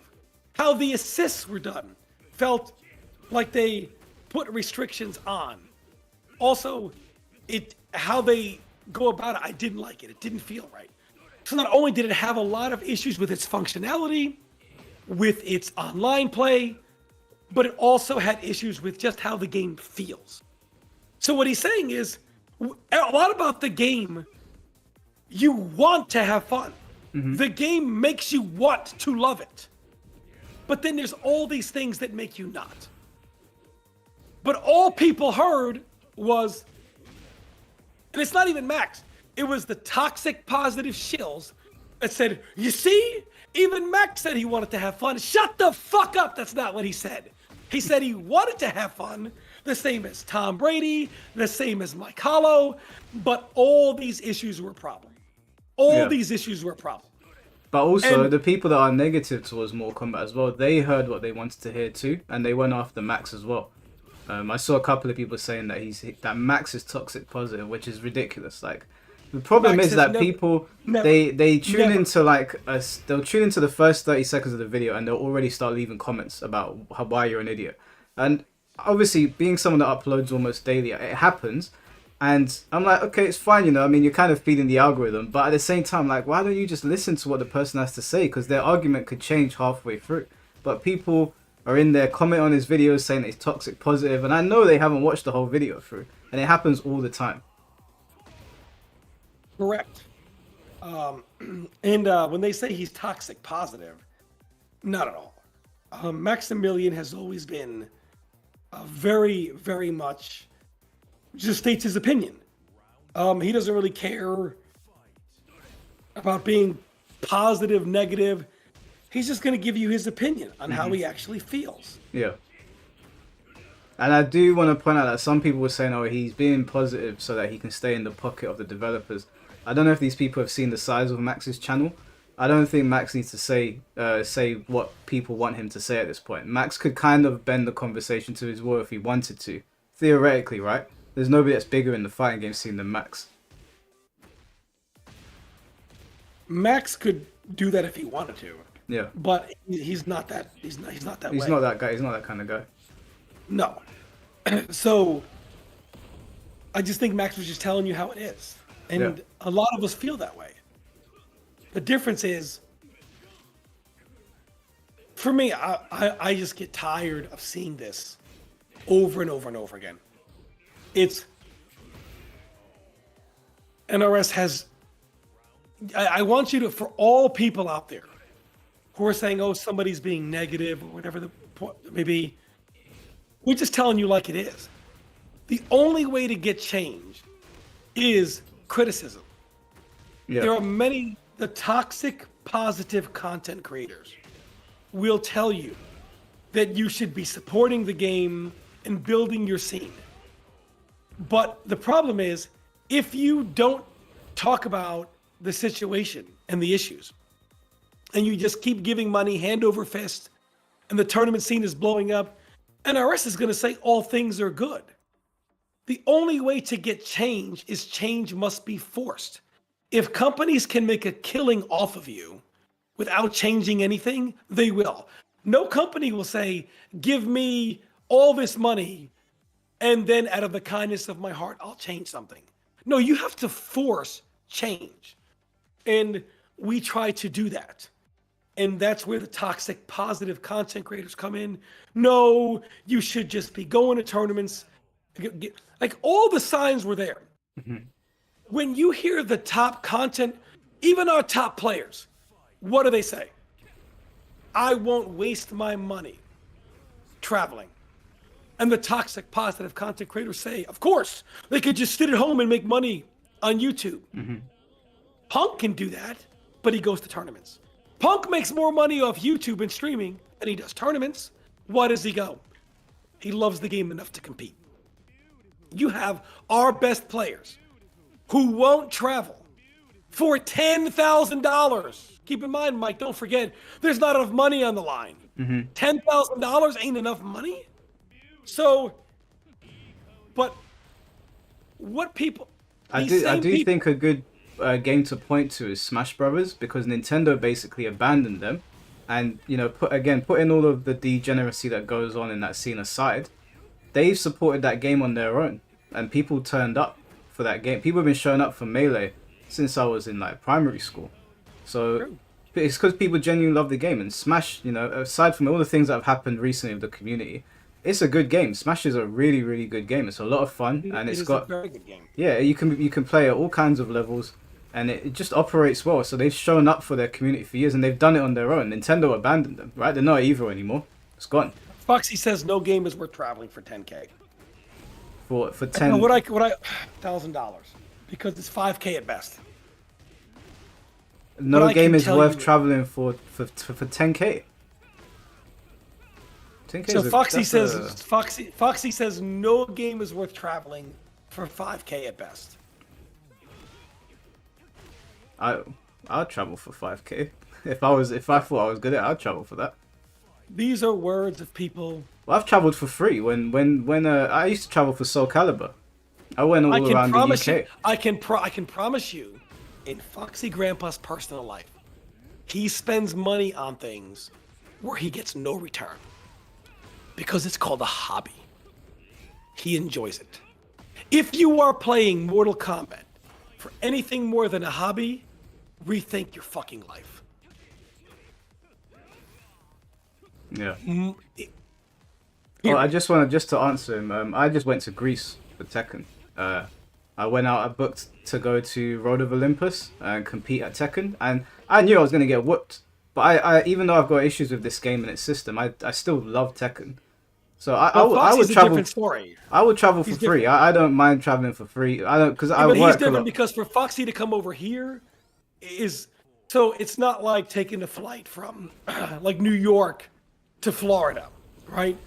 For Foxy to go from where he is to tournaments over here. Oh, is he saying for MK? Thousands. Yeah. Oh, okay. I thought he was talking about games in general. No, you're looking at thousands of dollars, right? So I'm excluding Foxy from the statement. But you have people over here in America who can travel to American tournaments. And they don't because I can stream the game and make money, YouTube make money. And they use that money for their bills. Mm-hmm. Fine, use it for whatever you want. But I know that they spend money doing hobbies that is all cost and no return on investment. You know what their ROI is? Fun. I spend time and money to do this activity that I love. I don't get compensated for it monetarily, but I am compensated for it with the enjoyment that I gain. Because you are willing to do that with things in your life, but not Mortal Kombat, that just says you fucking hate this game. You are not willing to spend a dollar to travel. Yeah. But you are willing to do something else. Yeah, and again, to that point, don't the Smash players travel around America quite a lot for their game? Don't they move around quite a bit? I'm always seeing Smash tournaments all over the place. And I see a lot of the same players, so I think people would travel for that. Maybe not. I can completely understand Foxy being in the UK. I wouldn't fly to America for 10K. when you could get eliminated straight away. But American players not showing up for their game, I think it does say something about it. Yeah. And there's all types of cope that people do. And no one has more cope than the MK community. The truth is, there is only one reason why the game is not selling. And it's not because of how bad it was released. The game is, MK1 is only part of its own demise. The reason why Chaos Reigns didn't sell is the last 2 years of MK11 combined with the launch of MK1. They have pissed off way too many people. A juggernaut like Mortal Kombat doesn't go from the penthouse to the shithouse because of 1 year. No, it's years of mistakes catching up to them. Yeah. And that is what happened. But a lot of people are saying that it's only the pricing. But as you just said, I don't agree with that. No. I think that there's a number of factors. I think the years of mistakes and all coming together obviously plays a massive role. But given the landscape of gaming right now and this whole the way people are with games these days, everything is posted on Twitter and picked apart very quickly. And I don't think MK really helped itself with how they advertised Chaos Reigns. And then they slapped on, what, $50 to a game that was already in the doghouse. So it was doomed. When I saw Chaos Reigns, it was doomed. Hold on a minute. Foxy Grandpa just said MK1 is a bad name. Casuals don't know what comes after MK11. It's a new Mortal Kombat game on PS5. They don't know it's the new Mortal Kombat game? What other fucking Mortal Kombat game can you buy on Mortal Kombat on PS5 and the new Xbox? What other one can you buy? We have got a good friend of mine, Rax Antarax. And if you guys play Diablo, you guys know who Rax is. A good friend of mine, Rax, said the best thing I have ever heard in my life. Developers sometimes correlate casual for meaning you are a stupid person. Yeah. That I've said is that a lot. not true. The casuals are too stupid. Oh, Mortal Kombat. That must be an old Mortal Kombat game that just came out on PS5. What? Do you know how you can dispel this very easily? And there's a number of examples you can go over. Your friend is right. There's a number of examples you can go over. The best one to go over is Kingdom Hearts. The naming conventions of Kingdom Hearts and that game's story is so all over the place, but people always show up for them. They always show up. I don't think naming conventions are going to confuse people. I don't think casual players are that dumb. If they released a new Street Fighter now and they called it Street Fighter 1, I'm pretty sure people would catch on and they'd buy it. I don't think the naming convention is stupid in my opinion, but I don't think it stopped people from buying the game or that they weren't aware that a new Mortal Kombat was out. I've at least never heard that from a casual player before. I've never heard anyone say, oh, I didn't know that. I thought they were talking about the old MK game. This doesn't happen with other games. There's so many other games that have really weird naming conventions and are all over the place and people still show up for them. So I don't think that's true. So, NRS has gotten out. Foxy didn't say the name is killing it. What he's saying is that some casuals may not recognize the name. Like Mortal Kombat 12 directly implies after MK11, Mortal Kombat, I don't know. But I don't. No, it doesn't help. I guess no. Does the name help it in any way? No. However, here's what I know. Actions speak louder than words. The reason why things are considered quote-unquote broken in Mortal Kombat 1 isn't really because of their power. If you were to pluck me or anyone out of MKX and show them pre-patch Homelander and say this is quote-unquote broken, you would literally laugh in your face and say this is broken. Or anyone from MK9 and show them that. It would just be like, It's okay. It's good-ish. In this game, it's considered broken because of the ease of use. It's just very simple to do, very high payout, very low skill ceiling to enforce it. That's why it's considered broken, not because of its actual power. What I know is today's Mortal Kombat players say, we don't want these broken games like MKX or whatever else they say. Yeah. We like this harmony of balance and this and that. But what do the good players say? I'm not spending my money to travel for this shit. Yeah. The last time the MK community was really in harmony was MKX. It was the only time they retained a large portion of their previous game's community and combined it with the new players. Only time. Only time. Do you think that they're going to move? Do you think they're going to change directions now? Or do you think MK2 or whatever they call it is going to be more of the same? They need to look at MKX and say, let's do this. Do you think they'll do that? They should. If they support it, see, here's the irony. They said they were going to support MK11 for 4 years, didn't. Or for longer than any other NRS game, did not. This year, literally a month ago, this is just year 2. You know it's the end. MKX, had they given MKX 3 or 4 years of support, like Capcom gives Street Fighter, they would have found exactly where they need to be. What do you... I want you to answer this honestly, like completely uncensored, say whatever you want. What do you think about NRS doing a 3D Mortal Kombat next? I would say no. Why? The 3D MK games, man, were their own breed of terribleness. They were very fun party games, but should... No. No. What is it that you said last time that made Perfect Legend die of laughter? I don't even remember. You were very passionate about the 3D Mortal Kombat games. No. No. Do not. Do not do it. Wait, before you give your take, let me just read out this super chat from TomTom, $10 donation. Thank you, bro. The older games had its flaws, but at least you saw different play styles that gave individuality. Now everything is homogenized and it's offense with Jesus' hands taking the wheel. Do you agree with that? I agree, and here's why. One of the most fun things about a game like MK9 or MKX is the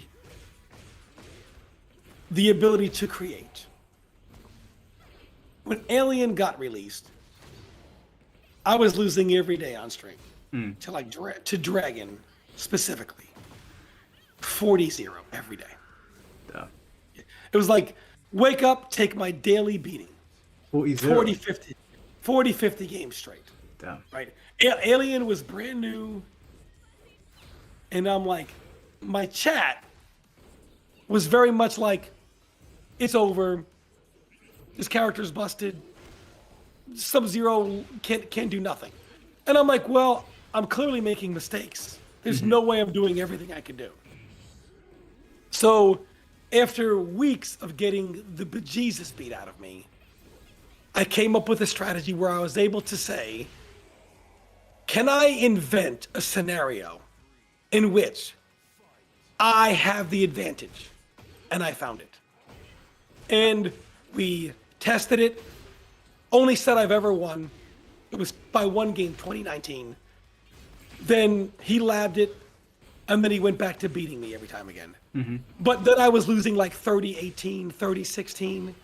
And even though I was losing, he was doubling me up almost.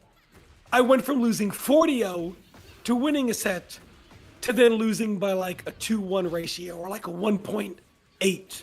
You know what I mean? Ratio. Yeah, yeah. But going from losing 40-0, that's immaculate, right? You could create and say, what scenario can I create to where I can win? And it's there.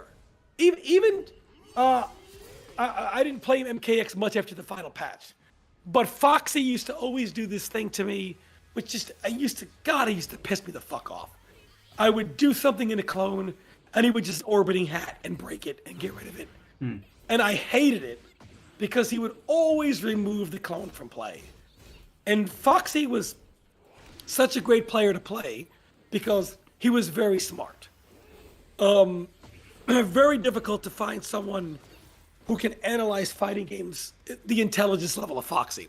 One of the best people to play if you're going to strategize against. Put any kind of strategy in a matchup. One of the patches in MKX changed something about Sub-Zero's 1, 2, 3 in the ice clone strength. And even now, years later, I was able to find out, and I never did this because we didn't really play after the final patch. You could do 1, 2, 3 clone. If Foxy did, or because he couldn't dive kick it anymore, none of that with Tempest. Wow. If he did orbiting hat, and I read that, I recover in time to do a forward 4 into Ice Ball. Or if I want to hit confirm, forward 4-2 into EX Ice Ball. So it completely changed the orbiting hat always break it meta. It was now kind of a mind game. You know, and if he doesn't break it, I can press my advantage, come in behind it, shatter it, whatever I was going to do. Even later on in the game's life, you can find new things that were possible. No one has ever years later said, yo, look at this MK11 tech. Never happened. Do you know what? Funny you say that. Someone posted, I don't know who it was, but somebody posted a new setup for Cyrax in MK10, like brand new setups. Years down the line, I was like, wow, it was one of the most incredible combos I'd seen on that game. But it does go to show how creative that game was and how much you could do. And you can't do that either. A game with a custom variation system is done. How is that possible? Yeah. A game MK1. There'll be none of this new tech coming out. Impossible. Impossible. MKX was a good blend of bringing in the newer players and the older players. It was a good blend of that. Yeah. I think I got a question here for you, Tom. It comes from Tom again, the $10 donation. He said, another thing I can see why so many players just silently leaving modern fighting games in droves, because it seems like nobody, regardless of skill, can't criticize fighting games with skill issue being brought up. That happens a lot, actually. I've noticed that a lot. So when people criticize fighting games these days, they just say skill issue. It depends on what's... So, I agree with him. What the criticism is not being judged by its own merit.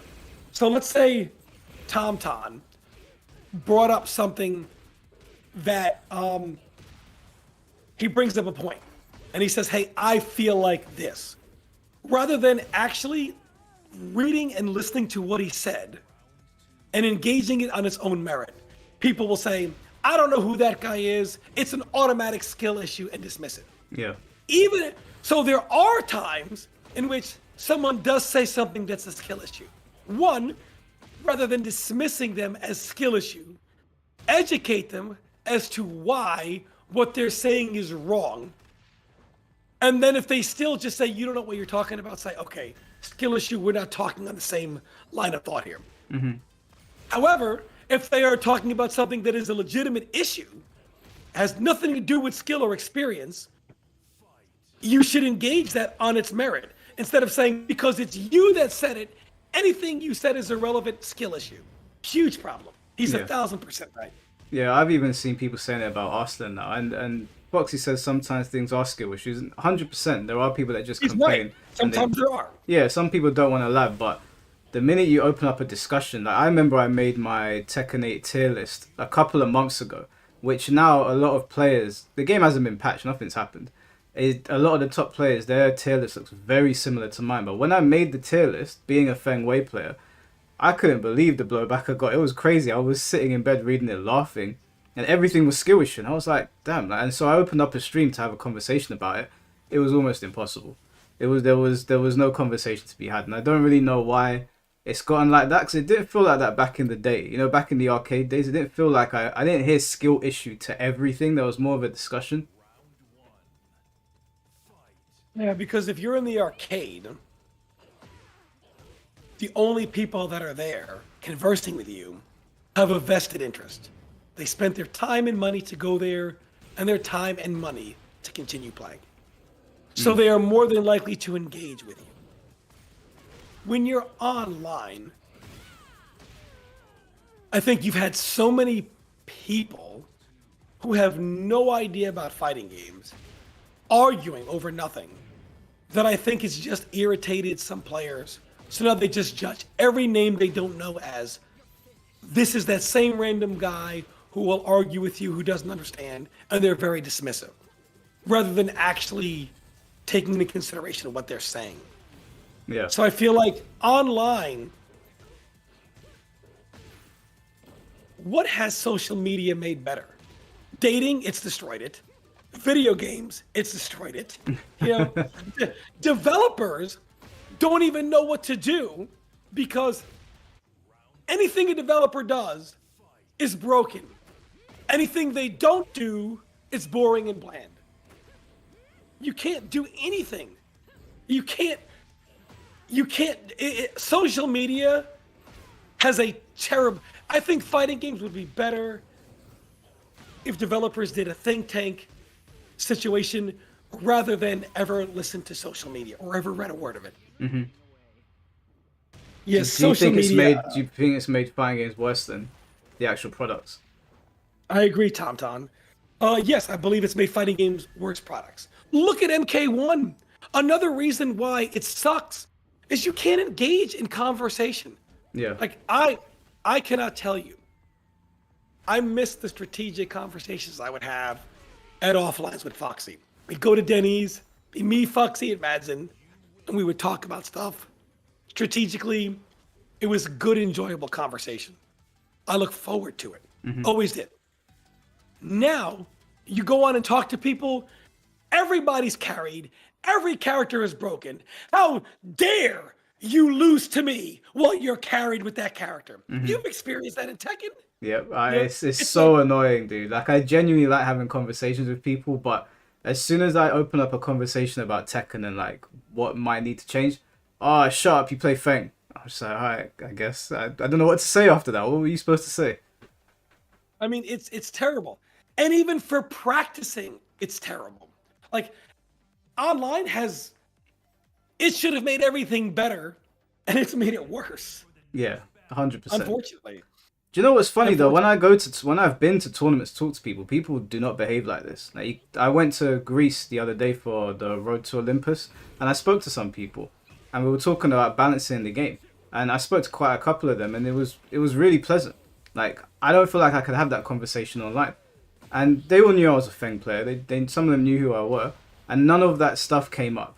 But the minute I come online to talk about it, oh, why is bro yapping? You've got Kempo. I was just like, man, we really can't have conversations anymore. I guess you have to play a low tier to be able for someone to like listen to you. No, you absolutely cannot. And a lot of the hatred around Sub-Zero is largely based on skill issue. Meaning that Mortal Kombat players by large, are some of the dumbest humans to ever live. They have dumbed the equivalent of the dumbing down of Mortal Kombat is as if tennis allowed you to hit the ball out of the stadium, not hard, because it's tennis ball, and counted that as a point. Do you know how many tennis players would all of a sudden start playing tennis? But you know how many of them actually understand tennis? None of them. Yeah. I can say honestly, like, of all the scenes that I've interacted with, I've never seen, just in fighting games, not in other games, because I've interacted with some of the people that play Gears of War, and that's a whole other level. But just fighting games, the MK scene is probably the hardest scene to have a conversation with. I don't know if it's because of the age range of people that are playing the game, because obviously more casuals populate Mortal Kombat, but trying to just talk about balance in the game is it's pointless. It's absolutely pointless. And some of the things that people say is insane. And then you'll tell someone, you know, I don't really like this. And they're like, well, fuck off then. And I'm like, well, I just want to talk about why we don't like it. We're all Mortal Kombat fans. But it's so vitriolic that I've mostly given up. Do you remember when I made that video about changes to MK1 that would make sense? Like, you asked me to elaborate. So I made a whole video around the gameplay. Yes. I had some people in the comment section, there's some people on Twitter just saying to me, oh, shut up, you don't know what you're talking about. I was just like, I've just referenced like an hour's worth of stuff. But there's no conversation to be had. It's just shut up and go away.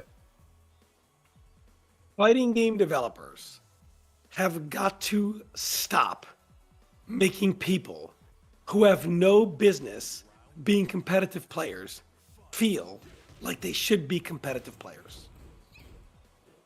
They've got to stop. No, I actually agree with that sentiment. Well, we were speaking about this with Sparking Zero the other day, and I was telling the guys that like people played Tenkaichi 3 to death, and that game's much harder to play. It's got a lot more complex mechanics, and it's got a lot more checks and balances than Sparking Zero, but people showed up regardless. And this whole dumbing down of the game and listening to people on Twitter, I really don't understand why they've gone down this road. I don't feel like things centered around one-on-one fighting, like this level of competition, they should be dumbing it down and listening. No offense to like casuals, but like I'm a casual shooting game player, right? I'll play Call of Duty regardless for like in drips and drabs, but I'm not gonna give my input on the game because I'm not that knowledgeable in it. It's just I'm gonna pick up and play it a bit. I want to answer this question by Radioactive. I feel like it's a terrible idea. What has he said? Because the donation question. Because Namco knows, or maybe not anymore, knows what Namco players want. Capcom knows what a Street Fighter player wants. They know what a Marvel player wants. Hence, you don't have Marvel stuff in Street Fighter, and Street Fighter is not Marvel. NRS, at some point, knows what NRS players want. They're just denying it to themselves.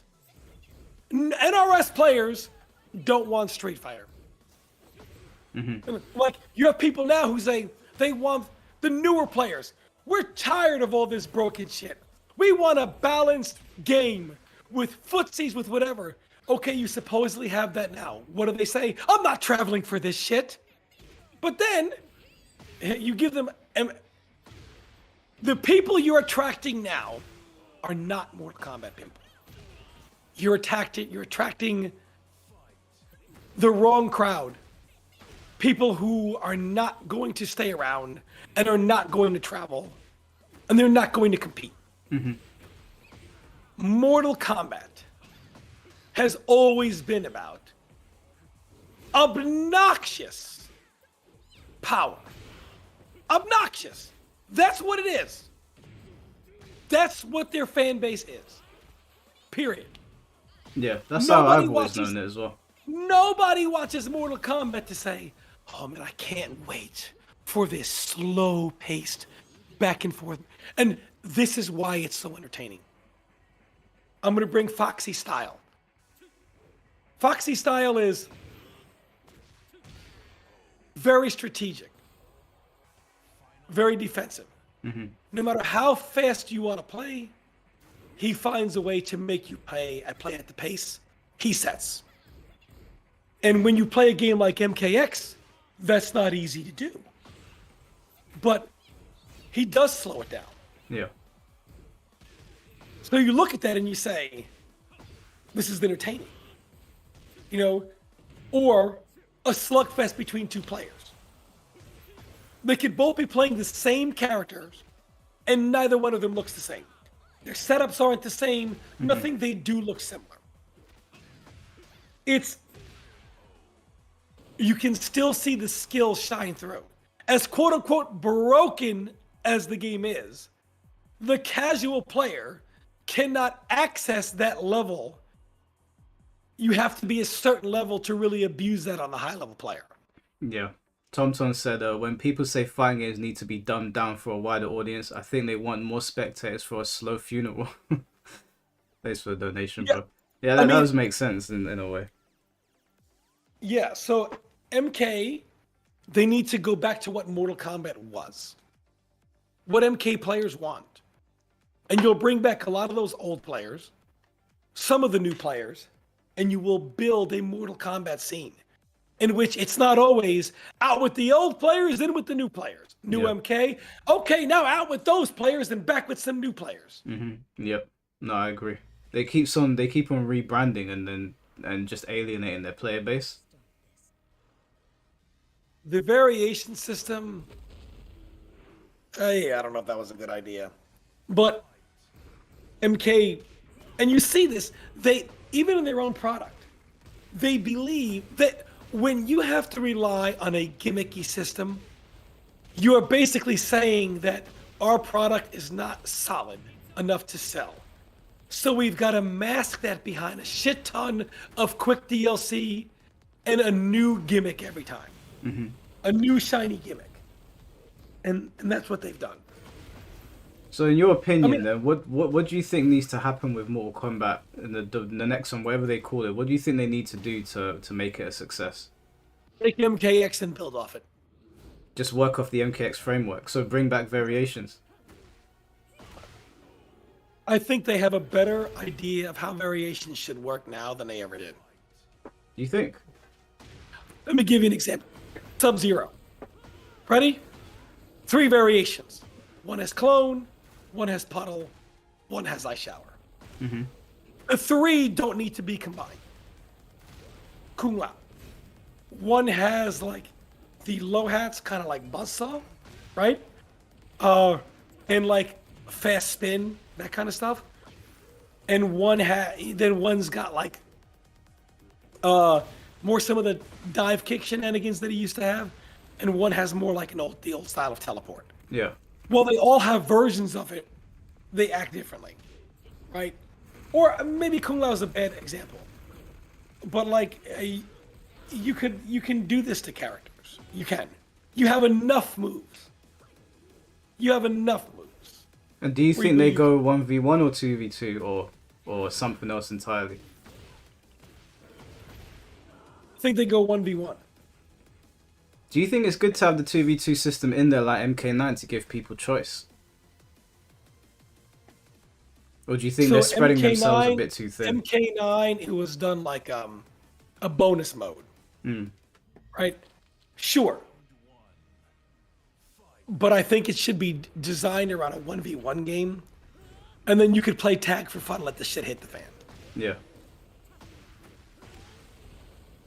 Then I think, because it would be the tournament is 1v1. Now, if you want to have a side tournament with some crazy bullshit for tag, that's fine, have at it. But you're not required to do that. If you want to play ranked, whatever, you can play 1v1. I think a simpler fix would be team battle, like the way Tekken used to have. People want to have more than one character, just have like team battle up to 2 or 3 teams. I think that would work pretty well. No, I think so as well. It would work very well. Team battle would work well. Yeah, it's a shame Tekken doesn't have it. Man, people, you just don't understand how exciting Mortal Kombat tournaments were. It was not captured in MK11, and the magic is not captured in MK1. Yeah, MK11's tournaments were. I mean, I remember watching the grand finals between, I think it was Ninja Kill and somebody else, and it was a Fujin mirror, and it was one of the most painful things I'd ever watched in my life. Like, it was almost unrecognizable. It didn't feel like Mortal Kombat to me at all. Let me give you something else too. I agree with Foxy. Get rid of the multiverse shit. Oh yeah. Get rid of that. Yeah, fuck that multiverse, man. It's terrible. Look, Ed Boon. Look, Ed. We all know the truth. No one there is John Tobias. The best story you had was MK9, in which you just rebooted his story. And whoever you got there now, they don't know what they're doing. They don't know what they're. That's the story in Mortal Kombat 1 is. I mean, I've been over it in length. It's terrible. They do a story, MKX. Oh, that wasn't good. Timeline rebooted. MK11. Oh, that wasn't good. Rebooted. MK1 now. You know what they're gonna do now? Reboot it. But you ain't rebooting it in MK1 because you can't make any more shit. And there's a reason for that. So, yeah, they need to stop with that dumb shit. Yeah. What would you do then? Would you build off what they've done with Chaos Reigns and just try to fix things, or would you gut it again and make a new universe? Nope. I would pretend as if these last two games never happened. What, and call it MK12? Storyline. I don't know. I think they should get rid of the numbers now. I think they've kind of fucked that up a little bit and give it naming conventions, like I don't know, like a new beginning or some you know, like the Conquest, Mortal Kombat Conquest, and you had whatever they were calling them back in the day, like Deadly Alliance, Deception, Armageddon. Start giving it naming conventions, and just I know it'd be starting again. What is this, like the third or fourth universe they're gonna do now? But I don't think they should ever touch multiverse ever again. Leave time travel alone. Leave it to a self-contained story, and don't redo the original tournament again. I don't want to see it again, man. It's too much. Don't at all. And by the way, I want to talk about this era of balance, quote unquote, because you brought up something very big. In the era of balance, starting in MK11, the final Evo for MK11 was the mirror. Final combat for MK1 ended in a mirror. Disastrous. And Evo ended in the Johnny Cage mirror. So the last three major Mortal Kombat tournaments of note: Evo, Final Combat Evo, Fujin mirror, Johnny mirror, Johnny mirror. The broken Mortal Kombats of 9 and X didn't even have that. But the balanced one did. Because when your game is quote unquote balanced by dumbing down characters, you're just going to have one or two characters that can just do more cool shit, and they're just going to get picked more. But we don't have character archetypes anymore. No. What are your thoughts on character archetypes? Like, just in your opinion. I think MK1 would have been, especially with the cameos, they would have been a much, much better place if they had cameos doing very specific things from day one. I know they're trying to like differentiate, well, they were at least last time I checked trying to, but it turned into flavor of the month. Like, this cameo is so good at doing this, and Chameleon covers everything. Whereas I'm like, you should have just given each cameo very, very specific tools that really set them apart from anything that's coming out in the future. And then when you release things in the future, don't just make them an amalgamation of everything that has been there before, but better. I think having, you know, the way Street Fighter does it, grapplers and zoners and all that stuff, I think that's the way to go, because you get the most player expression that way. And it's more fun to watch. I mean, nobody wants to watch Johnny all the time, or you know, you bring out, what was his name, Peacemaker, and it's just like, it's gun, eagle. I'm just like, for fuck's sake, man, like, who designed this? The problem with the cameo system is also it was a gimmicky system. Yeah. So, for one, the Mortal Kombat community wants to pick and choose like it's a buffet when this game should play like a traditional assist game and when it should not. Meaning, if you bring up something stupid, they'll say something like, "You must not know how assist games work." Really? But then they will But then they'll complain about certain assists, and then if you say, they don't want to hear, well, that's how assist games always work. They want to pick and choose when it should act like an assist game and when it should not.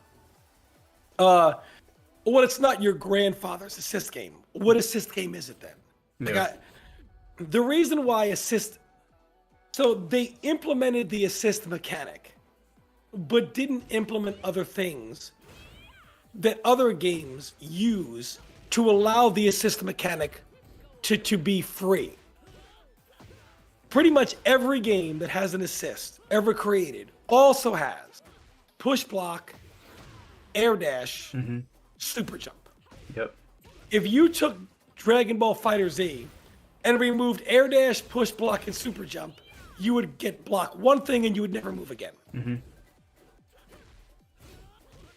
NRS put an assist in the game, but then didn't add the other systems used to allow more freedom of assist. So in doing that, they've already limited themselves to how the assist can work.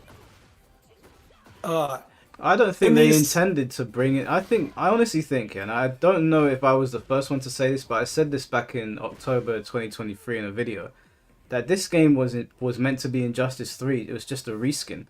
And I think that WB basically, because they released that call, it was leaked where it was like, we need to aggressively market Mortal Kombat. I think they were working on Injustice 3 and they switched it over because the whole aesthetic of Mortal Kombat 1 looks like Injustice. The character select screen, when you pick characters, they clash together. Shao Kahn looks like Steppenwolf with his axe. I don't think that was like a change because of the multiverse. I think it's because they already created Steppenwolf, especially because he was in the Justice League movie. And they were like, right, we need to repurpose this. If you look at Shao Kahn, he looks like him, even the horns and everything. The rain reminds me of Aquaman. Like everything in the game, it feels like it was built off the Injustice framework. So the cameos they just look like an unfinished mess to me. They were probably going to be sidekicks or something. I personally feel like they slapped this game together at the last second. Yeah. And it ended up being MK1. Whether it was Injustice or not, I don't know. But this game was slapped together. Yeah, it certainly the problem is now, what does the MK community do?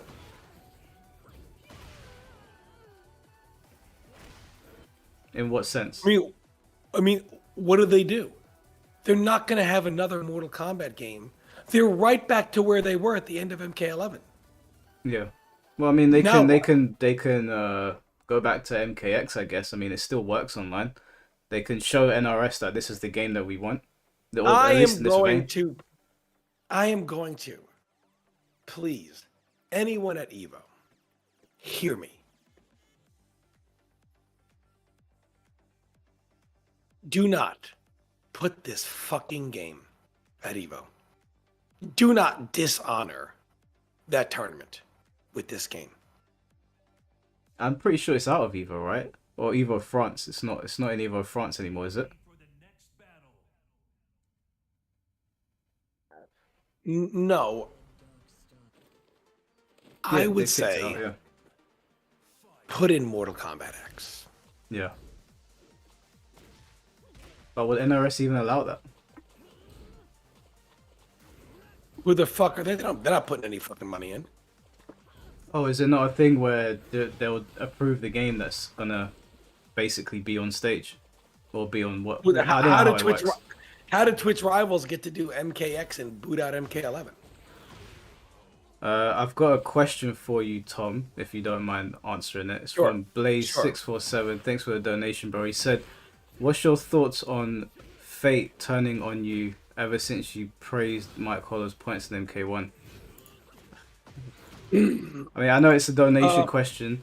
We'll answer it because you donated, but yeah, I really don't want to talk about that fucking retard. He's another level of stupid that I've never encountered before. But if you want to answer it, Tom, by all means. On fate turning on me. He was dragging your name through the mud. Someone sent some clips over to me, so I think they were like recent videos, but I haven't checked them. You know, sometimes I always thought about messaging you and saying, hey, interview me so I can just air out all that dirty laundry about what people, quote unquote, have on me, right? So that nobody can, quote unquote, turn on me anymore. I'm not sure why he brought some of that stuff up. Yeah. You know, I find it very funny. This year alone, I think I've given out about close to $10,000 to people who have come to me for in real life issues. Mm-hmm. They, you know, from not able to pay their rent to, you know, some for child support. They just didn't have the money to pay. They were in a bad situation. One of them living on somebody else's couch. All types of people. And some of them have come forward and talked about it. And others want to remain anonymous. Mm-hmm. But you don't see Fate or the Score Esports saying, the man that donates $10,000 every year to the community to help people. No, they'll say he did something over $500, which didn't even happen. which is false from what people think happened overall didn't happen the way they think it did. I'm not saying I did nothing wrong, but I certainly didn't steal $500 from anybody. And it's so funny that when people come forward and say, yeah, Tom's giving me $1,000. Somebody said he's giving me $3,000. You know what the response is? Oh, we don't care about that. We don't need to hear this. Of course you don't need to hear that. So people will never, ever talk about the good things I do. Yeah. They will always talk about the bad and why I'm this terrible human being or whatever. I would say that I'm not sure why he even, I don't know what even got him angry at me.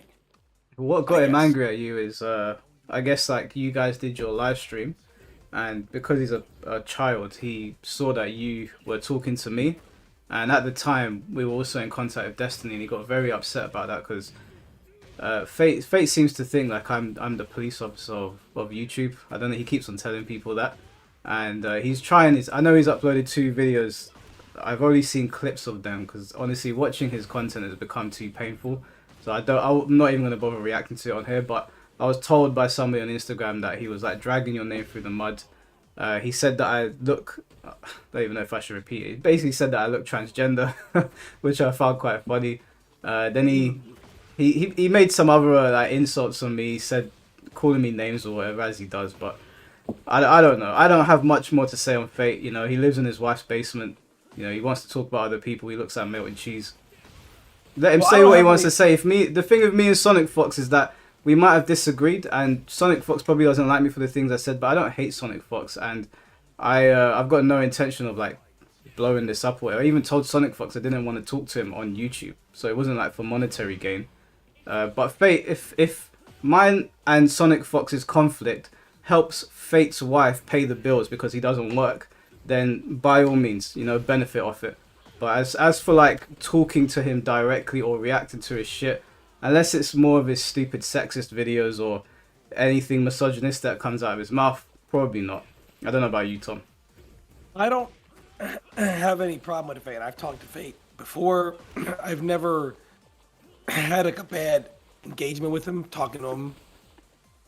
I know exactly what he was talking about, the video in which he was talking about why doesn't Mike Hollow make a video about what Tom did?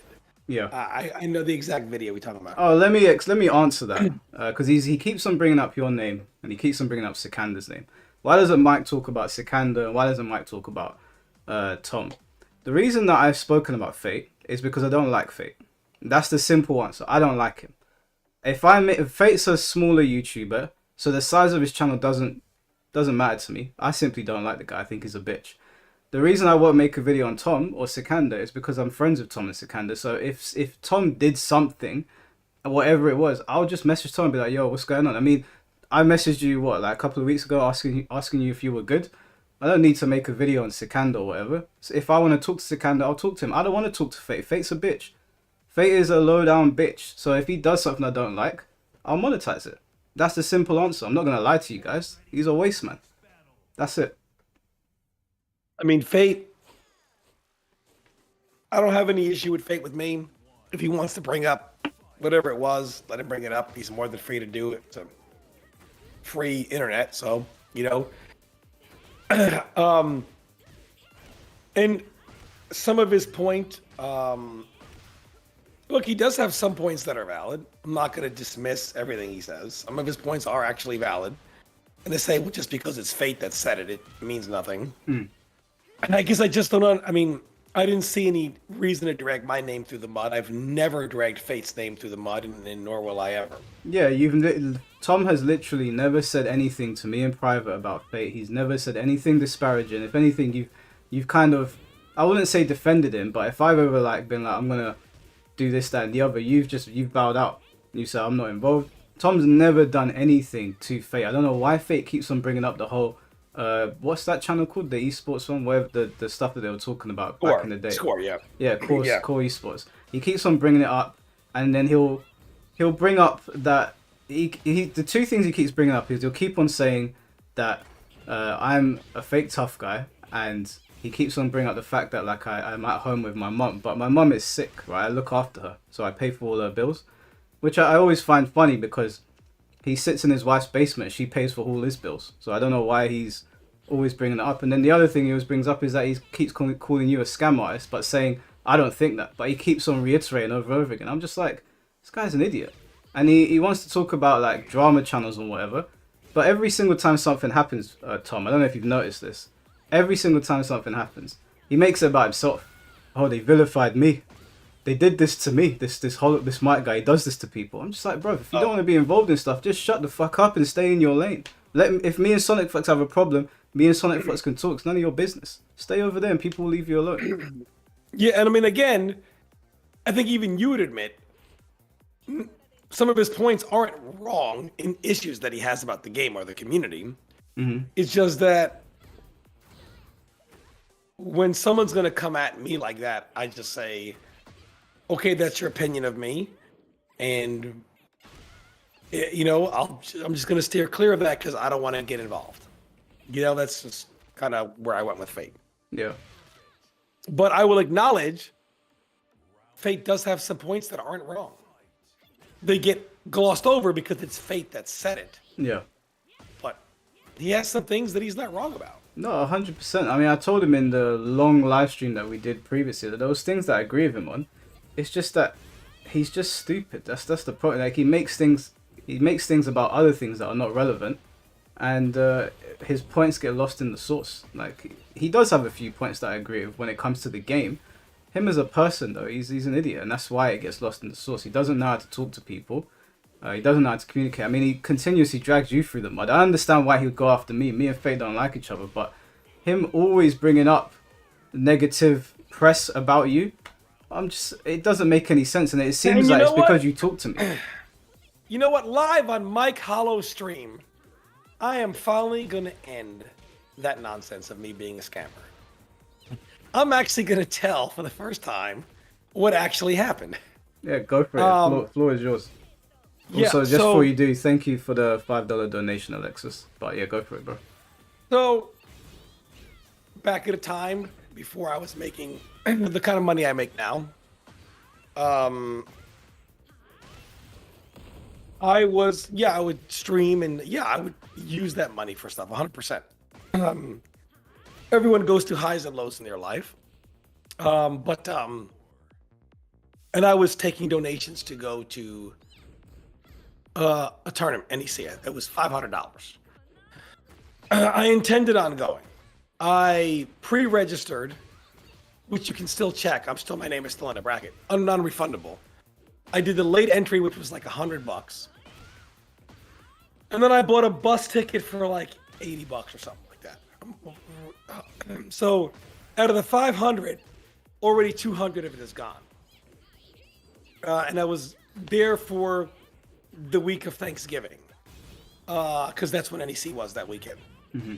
And I'm staying with my family, and James MK was going to come pick me up to what I thought was Saturday, take me to the tournament, and take me home Saturday night. Well, I'm there reuniting with some old friends, and I'm like, I don't want to. In my head, I'm like, I'm contemplating on Thanksgiving, I remember, do I want to actually go to this tournament and play this shit game? Mm-hmm. Like, I hated it. For those who don't believe me, months prior, I went to the first summer jam for MK11. And people were asking me to play casuals. And my response was, I will only play the required 2 games in tournament. Nothing else. I would not even play a single casual game. I'm only required to play 2 games per set in tournament, and I will play nothing more. I hated it. And I'm like, I'm having a good time. Do I really want to go? But of course, I also realized I took some donations, so I'm like, okay, I'll go. Mm-hmm. I called James MK, and he'll vouch for this. Called him Friday, and I said, what time are you coming down, because he has to pass where I am in Jersey, to go to Philly so I can ride up with you? And he goes, actually, because of the holiday, I was going to stay up there. I'm on the road now. I'm leaving. And I'm going to come back Sunday. I didn't want to be there Friday, Saturday, and Sunday. I wanted to go, lose, come home. So I decided I wasn't going to go. I was going to stay and hang out with friends. Now, I should have immediately got on Twitter and said, now keep in mind, this should be between me and my supporters, the ones who donated, not between people that wear animal costumes or anyone else. It was between me and to those who donated. And I should have at least got on Twitter and put a message out to them, but I did not. Saturday night, when I wasn't at the tournament, people began to ask, where is Tom Brady? It was never a scenario in which I claimed I was there. I said I did not go and that I would be refunding anyone who donated. At that moment, there should be no argument of a scam because I admitted I wasn't there and I'm going to refund the money. But the sheer hatred this community has for me, they had the we got him moment. And it just was going on. Is it a scam? Is it a scam? Is it a scam? I refunded people that Sunday night before I even did a live stream. So the money had already been refunded. And when I got home, started the stream up, people were there to see my public execution. I tried to, I think I said something, or Jimmy tried to like take the bullet for me and say like, I forget what it was. He tried to say something. He tried to put it on himself because as a good friend to me, he said, look, they're coming for blood. Nothing you say is going to matter. I'll just say I didn't come pick you up because I didn't feel like it. My first mistake was that lie, that cover up. Yeah. I had done nothing wrong. I had given people the money back already. I should have just stuck with the truth. I already started things off being disingenuous and being a little deceitful. And then eventually people just kept going in and kept going in. And I was like, you know what? I didn't feel like going. That's what happened. And they wanted proof that I wasn't quote unquote scamming. They could see that I pre-registered. That's $100 gone. And I showed my bus ticket. That wasn't enough. Well, how do we know you actually got on the bus? Okay. I showed Uber receipts for that Monday, Tuesday, Wednesday, and Friday and Saturday. But they said, where's the Uber's receipt for Thursday on Thanksgiving? We demand it. Now, I think, and I've shown the actual Uber site on stream before, but I don't know what circumstance I couldn't pull up the Uber site to just show the location, or to just show that day. I was going through my emails and I was like, maybe Uber site was down for maintenance that day. I don't remember what it was that I didn't just go on the Uber site. So I panicked. I said, I can't find the receipt for that day. I don't remember the circumstances that I couldn't go on that site. So I did. I panicked and I did Photoshop that Uber receipt. But the truth is, I really was in New Jersey. I really was there. I really was planning to go. I changed my mind. Now, what I did was wrong. It was wrong. And it was based in deceit, and I panicked. I made mistakes. But what I did not do is scam anybody or do some bullshit stay at home and plan to keep the money. The problem is what I am guilty of is not what people want me to be guilty of. And also, while I was in New Jersey, I shared my location with Pig of the Hut and with James MK, and they can both vouch for this on my iPhone. So do you think that people heard, like, did the esports thing pick it up like months afterwards, or was that around the same time? They picked it up and they got it wrong. And was this picked up from the interaction that you had with? Because I know that you and Sonic Fox had an interaction over it. Yes. So yes, I was wrong for what I did. I did forge that Uber receipt, but people thought that was the proof. They don't tell you the bus ticket wasn't forged, and all the other Uber receipts that I showed weren't forged. They leave that part out. The bus ticket alone should have been enough. And some of the Uber receipts for Monday, Tuesday, Wednesday should have been enough. But they wanted every day of my location accounted for. I mean, it is what it is. I was certainly wrong in one, even agreeing to try some type of cover-up. Mm-hmm. Or two, even forging that Uber receipt. It was all based in deceit and whatever. I should have just, look, I panicked, I made mistakes, but I never scammed anyone. Ever. Did you ever have the esports channel reach out to you for comment? No. In fact, even on the esports, they said they reached out to dude who I, quote unquote, dude who I started his Twitch channel with, and he said I scammed him of the money. That was Rio. Mm-hmm. I spoke with Rio. It was a misunderstanding. I actually thought Rio got paid the money from when we first started Twitch streaming. It was originally sent to Rio's PayPal for like the first month or two. And then we switched it to my PayPal.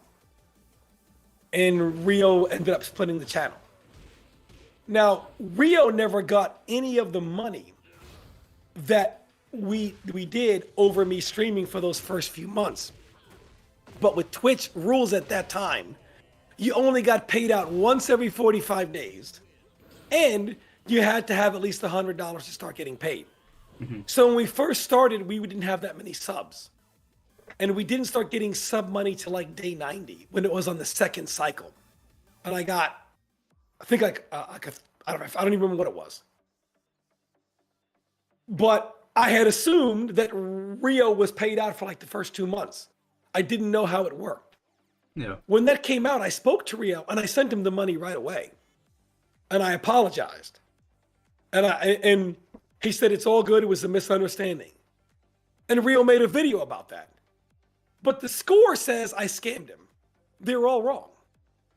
They're wrong about several things. Also, I have donated thousands of dollars. I can even, my good friend Mike Hollow, I can even text him some of the receipts, just so he knows.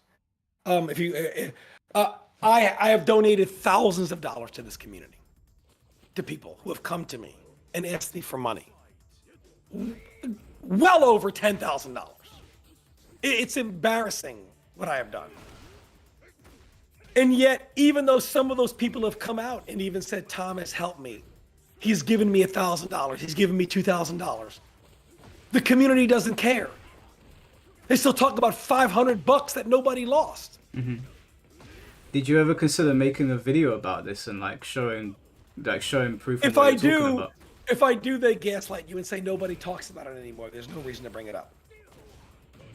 Yeah, but fuck what they say. I still think you should clear your name, especially when you're out here helping people. If you've got the proof to dispel what they're saying, especially because this is bordering on defamation. What that channel did at that point, I would definitely pursue it. I know it's been 5 years or whatever, but sometimes when I see people going after you, they'll bring that up as an insult. So I don't know. I'm not saying you should do it, but I would at the very least. I mean, man, it's just something that I just don't understand why people still bring it up. I mean, I don't want to, I guess, rehash the whole thing over and over and over again. So, Did you speak to Sonic after that interaction? Because I know it got quite heated. You never spoke after that. Never again. Never again. How did you feel about all of that, if you don't mind speaking on that, when you were talking to him? I feel like it was everyone's moment to really pile on. He has no horse in this race. And Sonic also helped. I'm not going to get into Sonic's dirty laundry. But either way, I'm not going to speak your mind, bro. I mean, people have spoken about you enough. No, no, I don't want to do that. But at the end of the day, there, I was wrong. I made a mistake, you know, and I had to deal with the consequences of that. But I feel like people were always waiting for this chance to bury me, and they finally got it. And I have to take the blame for that because my actions gave them that chance. Mm-hmm. Even though I wasn't guilty of what people think I was, my actions, my mistakes, are what are to blame. And for years after that, I kind of played victim, woe was me, whatever. Once you become successful in life, you realize victim mentalities, that's for the weak. Yeah. You never get ahead like that. So I own that it's my fault. Even though I'm not guilty of what they say, it is still my fault. Yeah. And I've tried to make amends behind the scenes by helping people. And I don't beat my chest about it. And I've never put anybody on blast except for those that have come forward, for the money I've given. But the fact that this scene, even when those people who come at me hear people say, he gave me this, he gave me that, what do they say? Well, what you've given people doesn't matter. It just shows you're that hated because there's not even a redemption arc for me. None. Yeah. You're done, you're gone, never come back. That is pure hatred. And the fact that people still bring this stuff up. Still. Like, there's no amount of good I can do. Listen, I understand you guys are pissed because I was right about MK1. No one likes the fucking game. Your game's done, move on. All right? But don't blame me for that.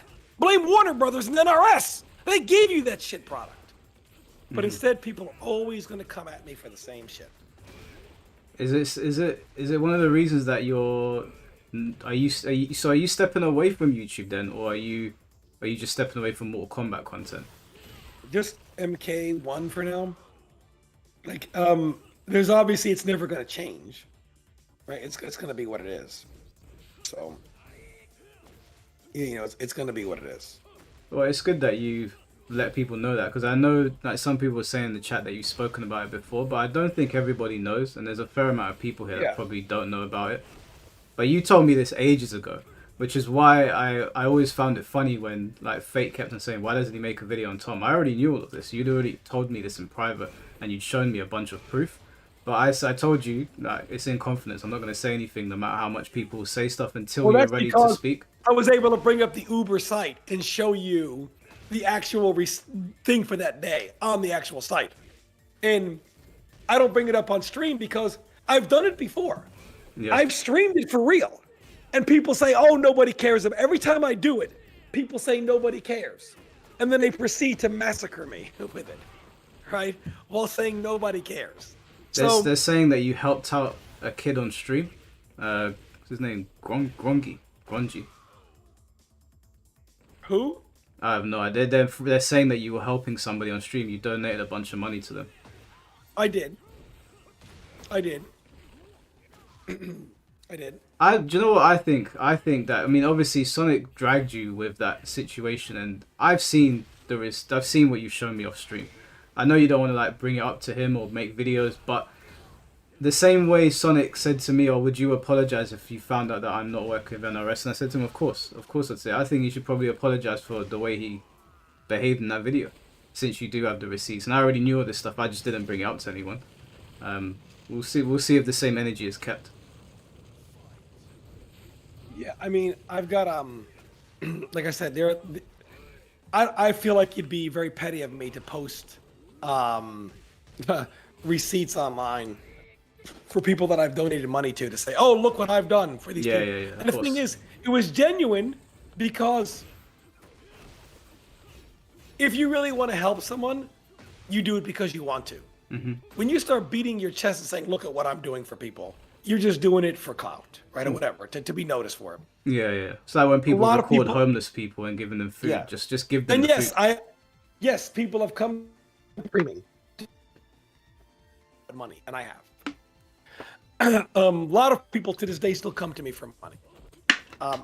And it's like there's no redemption arc for me at all, and it's just based on pure hatred. So maybe that will, there'll be a day when I don't have to hear about this anymore, but highly unlikely. Yeah, I don't think that I don't think there's any point in you posting it. You're right. Like it will just look like you're trying to start something or begging for clout or what. People will spin it in some sort of way.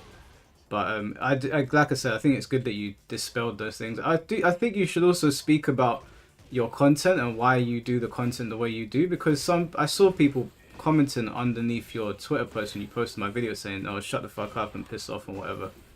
And I think they think that you're just there to shit on the game for money or whatever. I don't think they realize that you make good money outside of YouTube.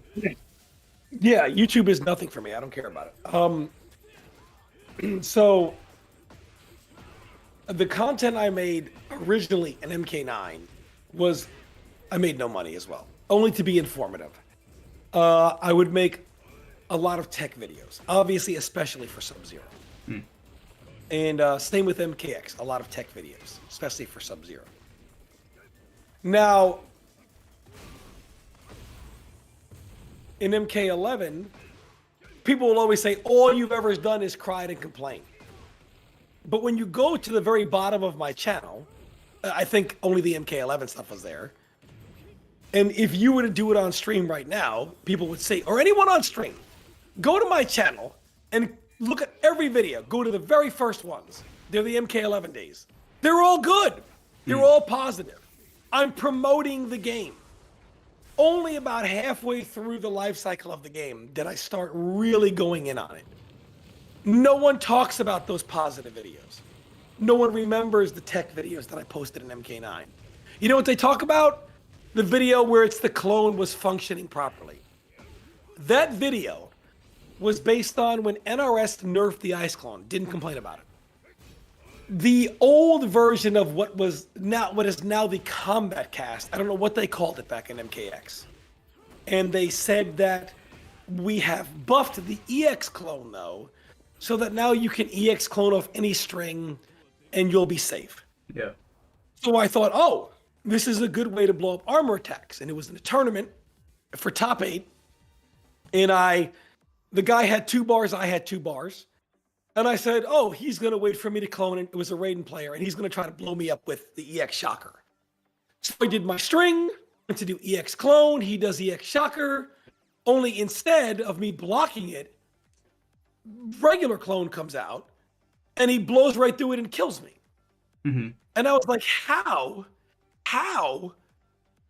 could I not get the EX clone? And here's an arrest. I guess Tom couldn't hit 2 buttons correctly. So I went home and I labbed it. And I found out that it was bugged. And for several reasons that I don't want to go over on stream, to rehash it all, I found out that it actually doesn't always come out correctly. So I said, hey, this is actually bugged. And I'm making excuses, blaming the game. So I said, okay, I'll just make it on video and just expose this dumb shit. Yeah. So I made a video in which I made it to elevator music, and I was very calm, and it was elevator music in the background, and I was like, the ice clone isn't functioning properly, and I went over stuff, and look at that knee, and all the whatever people want to say. It was then remixed by another player into a heavy metal song with clips of it, so people think it was a video of me raging. It was me very calmly, to elevator music background, explaining a bug, without any rage or salt. However, once again, changed the narrative around to Tom was crying and complaining. Mm-hmm. I've always been very supportive of Mortal Kombat. Yeah. MK9, MKX, even early MK11. I've always known you to be very... I've watched your content for a very, very long time, and I always knew that that you were always supportive of Mortal Kombat, and you were just talking honestly, so... I don't know why people think that way of you, but just to obviously, like a few people have like echoed Fate's sentiment, and I hope that answers it for you guys. If I'm friends with you, if I don't have a beef with you or whatever, or nothing to talk about, I'm not gonna make a video on Tom. That's ridiculous. I will make a video on Fate because he's a silly bastard, and I like to monetize his pain.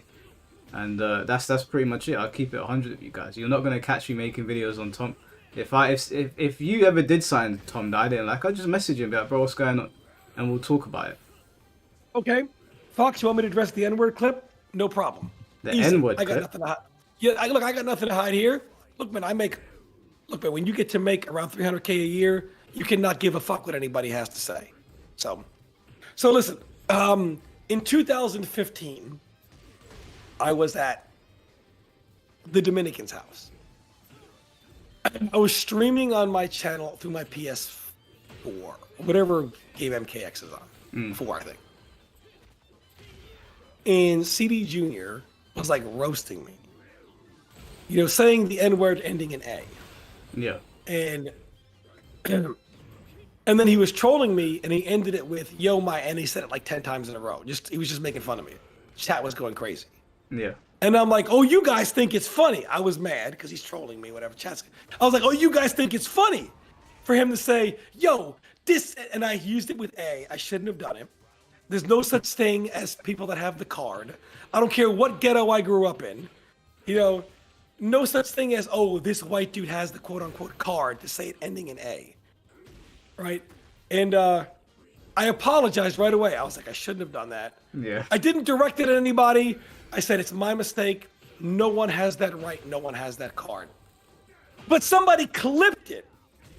And not Junior's part, only my part saying it right back.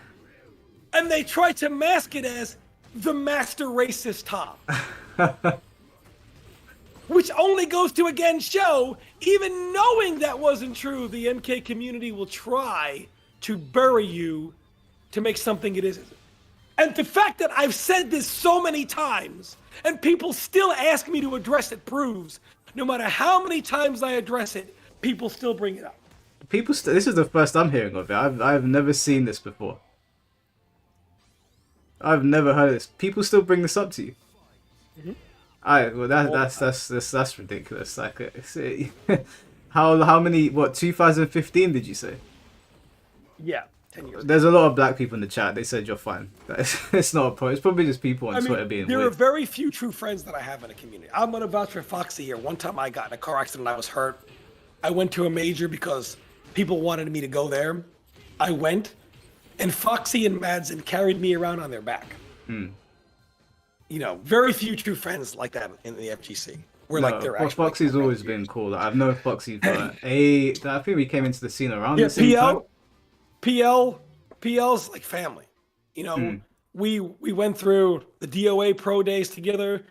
Watched him win 2 Evos in MK9. Watched him win an Evo in DOA. By far the most disrespected player ever.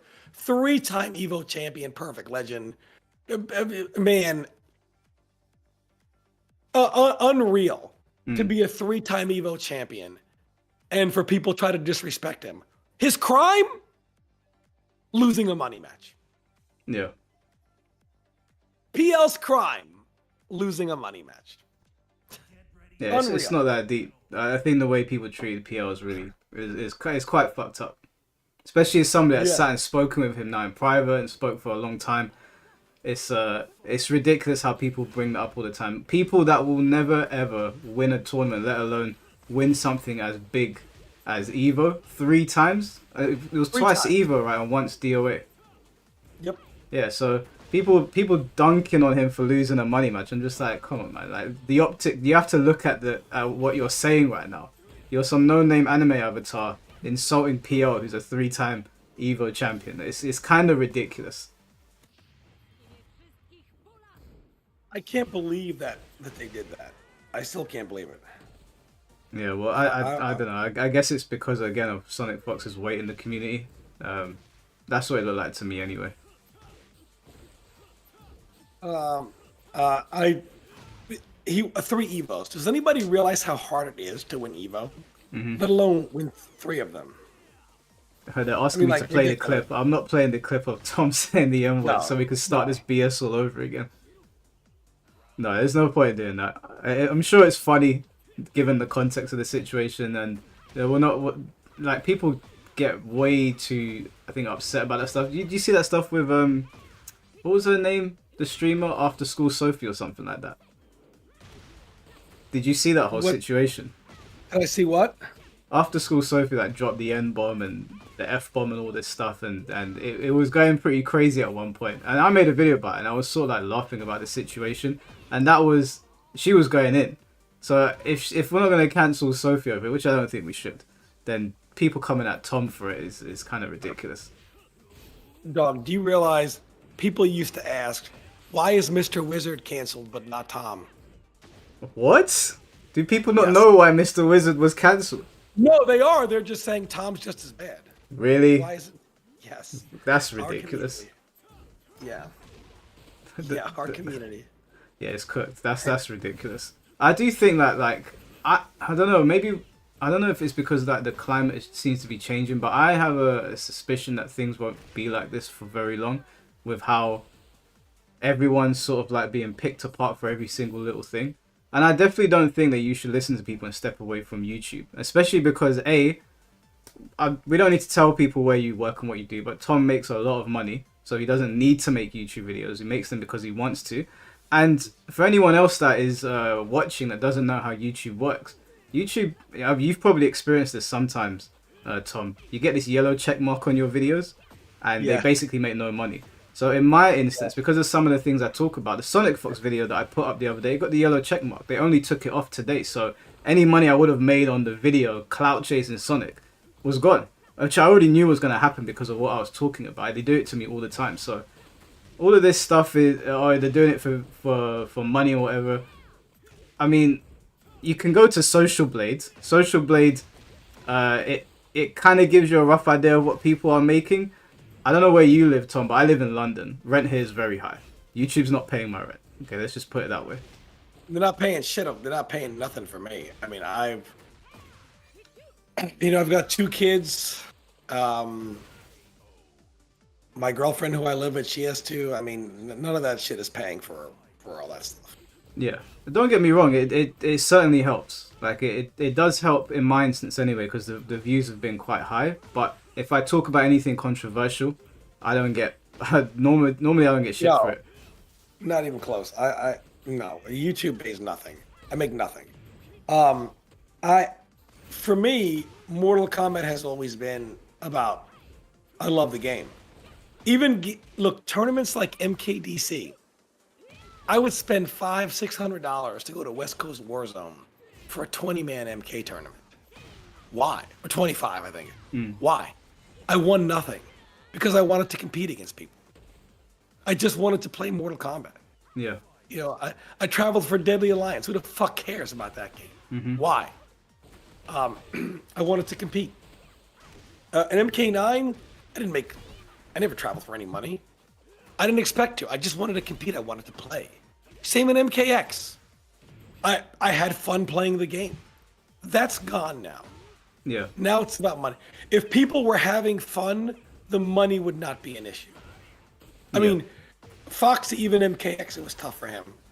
Because I think even at that time, what was it, like $2,000 to come over here, Foxy? Or $1,000 minimum? I think now it's like $2,000 minimum for Foxy to come over to the States. It's crazy. I think Madsen from Germany, at that point, was closer to $2,000. And that's by 2016 standards. So imagine what the cost is now. Yeah. I think if you love a game, like I love Tekken. I was considering going to Shibuya for Tekken 8 to watch the TWT. I'm not going to now because I've got too much work commitments. But I traveled to Amsterdam for Tekken. I traveled to Greece for Tekken. I traveled to France for Soul Calibur and Tekken Tag 2 back in the day. And I knew I'm not like a top level player. I just enjoy playing fighting games. I knew I was going to get cooked. I spent hundreds on the hotel because we stayed in a really nice place. I stayed with some of the MVC3 guys in the UK. And even this trip to Greece, we spent quite a bit going there and everything was expensive out there. So I think when you really love a game, you will travel regardless. Maybe not to America, that's too expensive. But I would go to Japan for Tekken knowing that I'd get destroyed. But I enjoy the game enough, even though I have my gripes with it, to move around. I can't say the same for people with Mortal Kombat 1. I think it's very clear why. Mortal Kombat 1, and at the end of the day, people just... It's not fun. It's terrible. I think it's an awful fighting game, to be honest with you. I genuinely think of all the releases that have come out in the last 3 years, Mortal Kombat 1 is the worst, and that accounts for like the party fighting games or the arena fighters or whatever. I think Mortal Kombat 1 is such a fall from grace. I mean, MK11 was already a fall from grace, but this one was just the way it released, and it was so broken and messed up. It's really, really bad, in my opinion. I really hope they turn it around for the next one. I don't know if they will. I'm not entirely... MKX feels like a mistake to me. I don't know if you feel like that, Tom, but MKX feels like a flash in the pan. MKX was... I think they were trying to get rid of some of the... They realized that I think zoning was very frustrating for the newer players. You saw that people complaining about Zod and Sinestro, whatever, and Injustice. So I feel like they were trying to find some type of balance between MK9 and the newer players. So they came up with MKX. Very fast, lots of mix-ups, etc. I think they were trying to find something that would work for newer players, but not scare away the older ones. Yeah. I think they found that balance. It could have been a total accident. I think it was. I go back and play MKX now. I genuinely think it's one of the best, if not the best Mortal Kombat game ever, in my opinion. I know I'm biased to the 3D ones. I really like Deception. But MKX objectively it's designed so well. Yeah, I love MKX. It was a fun game. And the results speak for themselves. Yeah. Mortal Kombat in 2015. This is why I don't like when people say MK never had anyone at EVO. 2015, Mortal Kombat had 1,100 people. That shows that Mortal Kombat is growing. Even in year 2, it had 704, almost 800 people. You know what's so funny? When I say things like almost 800, the shills tell me it had only 704. And I'm like, that's still almost 800. You know, shills literally say shit like this. Year 2 MKX had 700 plus people. And that was in 2016. I believe that Mortal Kombat was growing. And MK11 ended it. MK11 first Evo had almost 1,600. And then the bottom dropped out. There's a couple of people talking about the projectiles. I want to get your opinion on this, Tom. Because I am very much against Mortal Kombat having no projectile clashes. And some people are saying it's a Street Fighter thing. It's not a Street Fighter thing. It's in everything else other than Mortal Kombat. I think the projectile game in Mortal Kombat is awful. I think it's one of the most dumb things I've ever seen. I think that there'd be so much more nuance in the gameplay. Because MK's got really weird fireballs, so they would interact in different ways to like Tekken or Street Fighter or whatever. But them not clashing just takes away all of that.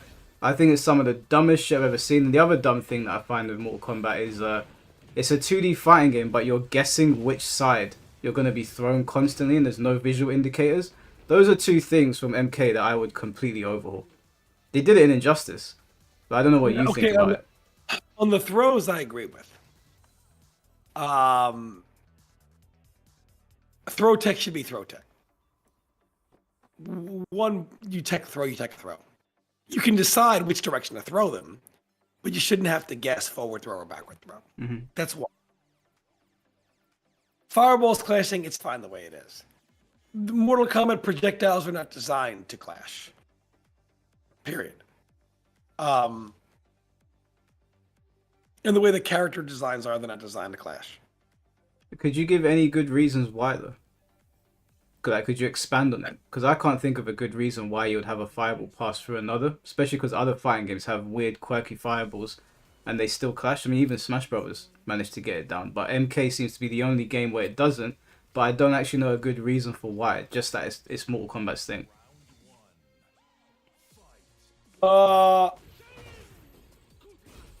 Let me give you a good example. Shang Tsung versus Kabal in MK9. Shang Tsung does Soul Steel, he becomes Cabal. If the fireballs were clashing, you'd watch two characters just clashing instant air gas blasts. But they're trading. Is the Guess soul what? still a fireball? No, it turns you into who you are, the character. But his move as you does more damage than yours. So now he's out zoning you with your own character. You see my point? But A character like couldn't you just give him more damage on the fireball, but still have the player figure out a way to get around the other fireballs, other than simply like, we've got the same fireball, but now I'm stronger than you, and that's it. Like, it feels like it's very like basic. It feels like you could do something a bit more intelligent with it.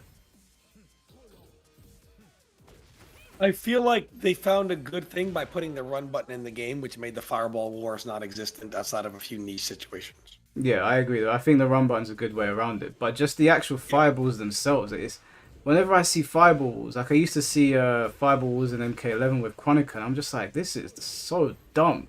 Because even though her bowl is a bit slower, it's just you're sitting there eating shit, and then she's got other fireballs all over the place, which I know some that are like rays that come from the sky or whatever, they're not going to be able to clash in the same way. But all of it just being you just passing through, I'm always looking and be like, this is the dumbest shit I've ever seen. I don't see it anywhere else. All fighting games share things, like they all share something.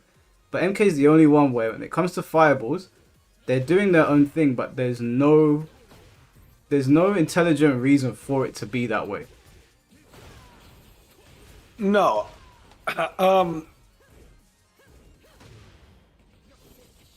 I think in MK9 they just did it because that's how it always was. It just happened to work in MKX because there's a run button. Yeah, I think even with like someone's mentioning Sub-Zero's ice ball, but we spoke about this before. There's so many creative things that you could do with an ice power. Sure. Like you could freeze somebody's fireball and turn it against them, or I don't know. There's so many things you could do rather than it's just gonna pass through. And then when you're fighting Sub-Zero and MK11, it's like the fireball passes through you, now you're frozen, now you're taking a whole combo. That's the last thing that they just spend thought on. They need to fix everything else. Maybe at another point they can do that. But for right now, they need to fix a lot. The throw thing, though, I agree with you 100%. That's an easy fix, too. Yeah. Yeah, I guess. Was there anything else that you wanted to sort of bring up surrounding Mortal Kombat or the community? Yeah, I feel like these sides of positive and negative, etc. I don't understand why it always has to be an argument, or why it's one side versus another. At the end of the day, both quote-unquote sides want the exact same thing. They want Mortal Kombat to grow. The tournaments seem to be big. They want the game to be enjoyable. I'm not sure exactly why it is. I only speculate that NRS has a thing where you can never criticize them or they blacklist you. So that's the only thing I can think of. But I feel like if you're not able to freely criticize the game, it can never improve. Yeah, I agree. And we had a lot of people, top content creators, during MK11 tell you how it was the greatest Mortal Kombat game ever made. And then when MK1 came out, they said, psych, it was horrible. Now MK1 is the greatest MK game ever made. Yeah, I remember the switch up.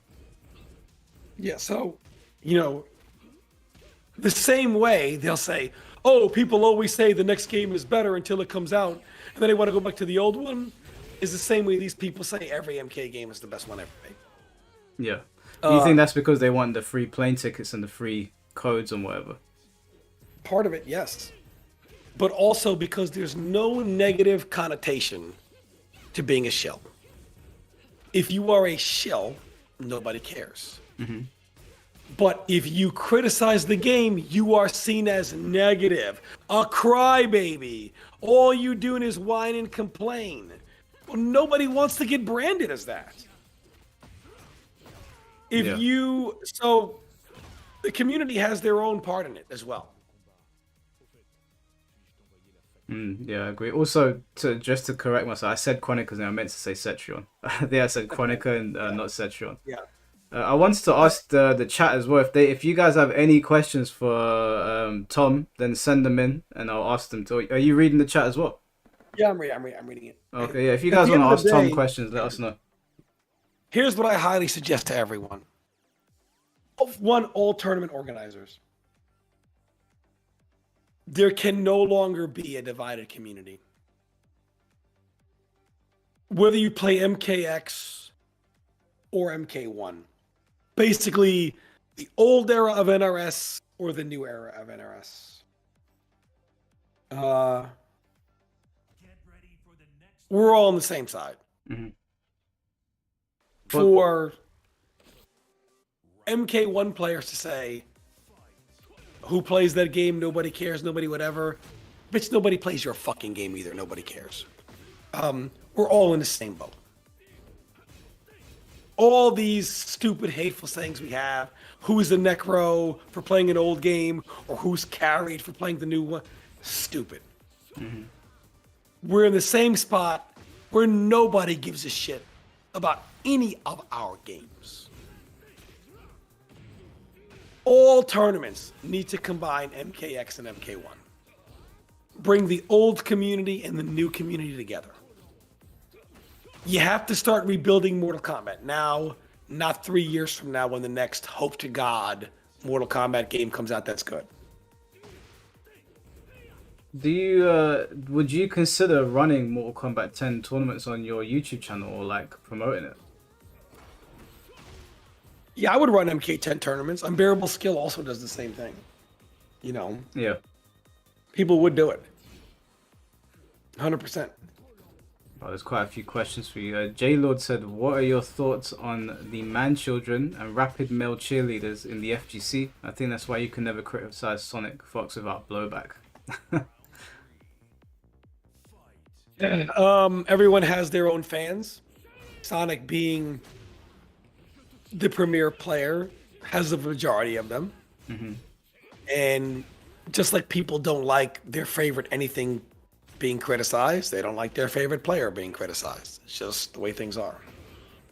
Yeah, I agree. There's Alexis said, $4.99 donation. Thank you, Alex. She said, I think Fox, you should join the voice call. Seems biased to only have 2 people who dislike the game speak on it. I'm happy for Foxy to join if you are, Tom. Yeah, I'm happy for it. Yeah. If Foxy wants to join, I don't know if he's busy right now. He's usually editing when he's or doing something. Yeah, but if he wants to join, he can. I'll add him to the call. Because he made a comment earlier saying, I don't know where his comment is. A lot of questions came in. I can't find it now. But yeah, Foxy, if you want to join, then feel free. Let me know and I'll add you.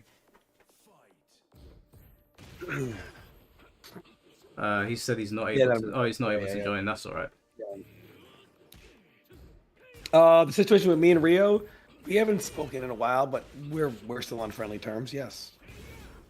What happened to that podcast? It was really good. When I do it, M2 Dave, we're gonna do one more tonight, but just to address that, they're done with the game thing. So, really, so with the Sub-Zero question, this is a good one. This is a funny one.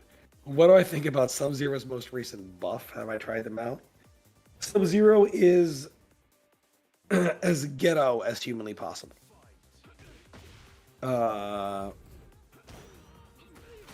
Meaning that they obviously want to steer him away from a trapping style. However, his 3 legacy moves of Clone, Puddle, Ice Shower are all trapping moves, or also watch where you step moves. I feel like they don't know what to do with him, because they don't want him to be that style, but they don't really want him to be a real 50-50 character like MK11. So he's a ghetto trapper with ghetto 50-50s. I've never heard that terminology before. I want to ask you a question actually to piggyback off what Proctor said. So I had a little run-in with Rufelmonger earlier this year when the characters were announced, and I was basically saying there's too many guest characters in the game. This is bullshit.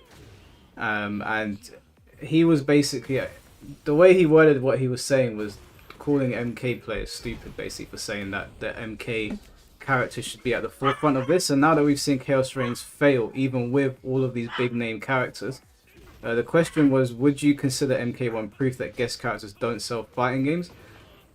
Yeah, I think guest characters can, but I think the base of the game needs to be good. I don't think putting all of these guests in helps when people already hate the game. So I actually don't think they did any good for it. Characters that do well. Yeah, MKX did, but people like MKX, right? So anything you add onto it, people are like, okay, yeah, I'll try this out. Like they added Negan to Tekken 7, right? When I saw that, I was like, who greenlit Negan? But when you actually sit and play him, you're like, oh, this is sick. But Tekken 7 was a good game. With MK1, they could have added anyone into the game. I don't think it would have helped. I honestly think maybe having more MK characters in at that point, because people felt pretty ripped off by the game, probably would have been better for it. But you had Noob Cyborg, right? Who, admittedly, Noob looked really cool. I think they did a good job with him. They butchered him in the story. You know, he lost to Tanya, but that's neither here nor there. And then you had Sector and Cyrax, who you don't recognize them, right? They're two new characters basically. So the legacy characters are out. And then you got three characters that are not Mortal Kombat characters. So for me as a Mortal Kombat player, I was basically getting one character for $50 that I was gonna actually be invested in. So I thought it was a stupid move personally. 6 guest characters in 2 seasons. The gender bending had anything to do with that? Do you think? How do you feel about the gender bending? 1000%. The gender bending 100% hurt the game. Not only did people that have nothing to do with MK cover it, bigger YouTubers, like very big YouTubers, but articles were covering it. And with the climate in the gaming scene right now, with how split is down the middle, gender bending legacy characters, even though Sector and Cyrax were not the most popular characters in the world, they were recognizable enough that people would pick it up and be like, this is not okay. So you've got all of the stuff going on in the gaming scene right now where people are being gender bent or race swapped or being rebooted with characters nobody recognizes. And then you get Mortal Kombat that's already got a bad reputation and a heavy price tag on its DLC. And you gender bend 2 iconic characters, yeah, it piled on. It played a part, definitely. It didn't play the biggest part, but it certainly didn't help. When I saw it, I was like, why would you do that? First of all, Sector and Cyrax actually had some lore that you could explore. They had a somewhat tragic backstory, right? You could have also told a story of brotherhood with them because they're part of the Lin Kuei. All of that gets butchered. And, you know, you look at it, and I looked and I was like, man, I just can't get into this. Even if they're good in the gameplay, the character itself, like Scorpion as well. I know Scorpion, what they've done to him is not as big of a deal. But Scorpion not being Hanzo Hasashi, it took me out of it completely. I didn't want to use him. I went over to Shao Kahn. I don't want to play. I was connected to Hanzo Hasashi. That character was badass to me, right? It's a crazy fire demon style gameplay all over the place. Then you get Kuai Lang, and he's like the most lukewarm Scorpion. So all of these changes, especially the Sector and Cyrax one, yeah, they definitely hurt it. I don't know if anyone thinks differently, but I just thought it was the dumbest thing ever. I think that... Wait, sorry, Tom, just before you say anything, I just want to respond to this comment from Straight Canavan. They said, who cares? If you don't think anyone cared about Sector and Cyrax, then you're not on the internet. I don't know how else to put it to you. Enough people cared that people don't even play fighting games or picking it up and ripping into it. And all of that bad press, coupled with the bad press that MK1 already had, even if the gameplay was good, the aesthetic of the character and how you present them matters. If you don't think it matters, then what's the whole point in doing a story mode and having all of these backstories for these characters? All of it matters. The presentation matters. Look at Paul. Paul was one of the most played characters in Tekken 7, but he looks ridiculous in Tekken 8. A lot of people didn't like it, and he dropped off. Now, he maybe would have dropped off anyway, I don't know, but the minute when... You remember what people reacted to when they saw Paul? They were like... Everyone looked and what the fuck is this? When people looked at Sector and Cyrax, they were like, no. Yes, they might be good in gameplay, but... The reason that a lot of fighting game characters are so iconic, like Scorpion and Sub-Zero and Ryu and Ken and Kazuya and Jin, is because they're designed in a certain way where people, they look at them and they're like, wow, I want to use that character. I looked at Sector and Cyrax, so I was like, fuck that, I'm out. So yes, people care. If you don't think people care, you're lying. Or you're not paying attention. So, sorry Tom, not to cut you up. No, that's fine. No, I agree. Look, if they wanted to do a powerful female character, they could have just made a new one or made 2 new ones. taking two iconic characters and gender swapping them Mm. to show two powerful female characters. Wrong way to go. Mm-hmm. You don't need to do that. They should just say, here's the new character. Here's the new character. Yeah. They don't need to do that. Gender swapping this, especially already how people were starting to feel about the game had enough problems as it is that they then didn't need to add. Now we're gender swapping stuff. Yeah. This whole everything about the new era story was bad. From the story to the gender swapping to Hanzo Hasashi, where the fuck is he? He doesn't even exist anymore. That's so crazy to me. That's their poster child. Yeah, and he's gone. He doesn't exist. That's insane that they did that. When there was no Hanzo, I was so sure that Noob Saibot was going to be Hanzo and Bihan was going to remain as Sub-Zero. I honestly thought they were going to do that. But he's not. Well, apparently he does exist in the arcade endings or something, but it's just nonsense. I honestly could not believe that. But Foxy's right. Well, I don't know if I completely agree, but what they did to Raiden also was, I was just like, why would you do that, man? Raiden was iconic. God. Yeah, dude, I don't know what they did, man. They completely fucked it up. It's this MK1 to me is one of the most stupid examples of like I don't know what the Tarkatan disease. Oh, yeah, they're trying to be edgy with it. The Tarkat disease is not the. Do you know what? I don't mind them trying to make Baraka a sympathetic character. I don't think I mind that as much. I won't lie, I kind of liked Baraka in this game. I do miss the very like classically villain, typical Baraka that we had, but I didn't mind that change. And I didn't mind the changes around Kenshi as well. I don't know if he was ever in the Yakuza in the old games, but I didn't mind that either. But I did some of the changes to Sub-Zero and Scorpion and Cybot. It seemed so unnecessary. But the changes were so minor that it was like, why did you even bother? Like, what was the point? It was dumb. It was dumb. I forgot what I was gonna say. I'll try to remember. But yeah, sorry. You can continue, Tom. No, they literally just cut out Hanzo Hasashi, an iconic character, gone. Now the two Sub-Zeros are Scorpion and Sub-Zero. Yeah. What the fuck are you thinking? What I don't know. Well, there's no Sub-Zero now, right? No, now it's just Noob Saibot. So the most iconic characters, Sub-Zero and Scorpion, are no longer in the games. No. That's got to be one of the most arse-backwards decisions I've ever seen. And someone left a comment just now. I'm just going to go back to this.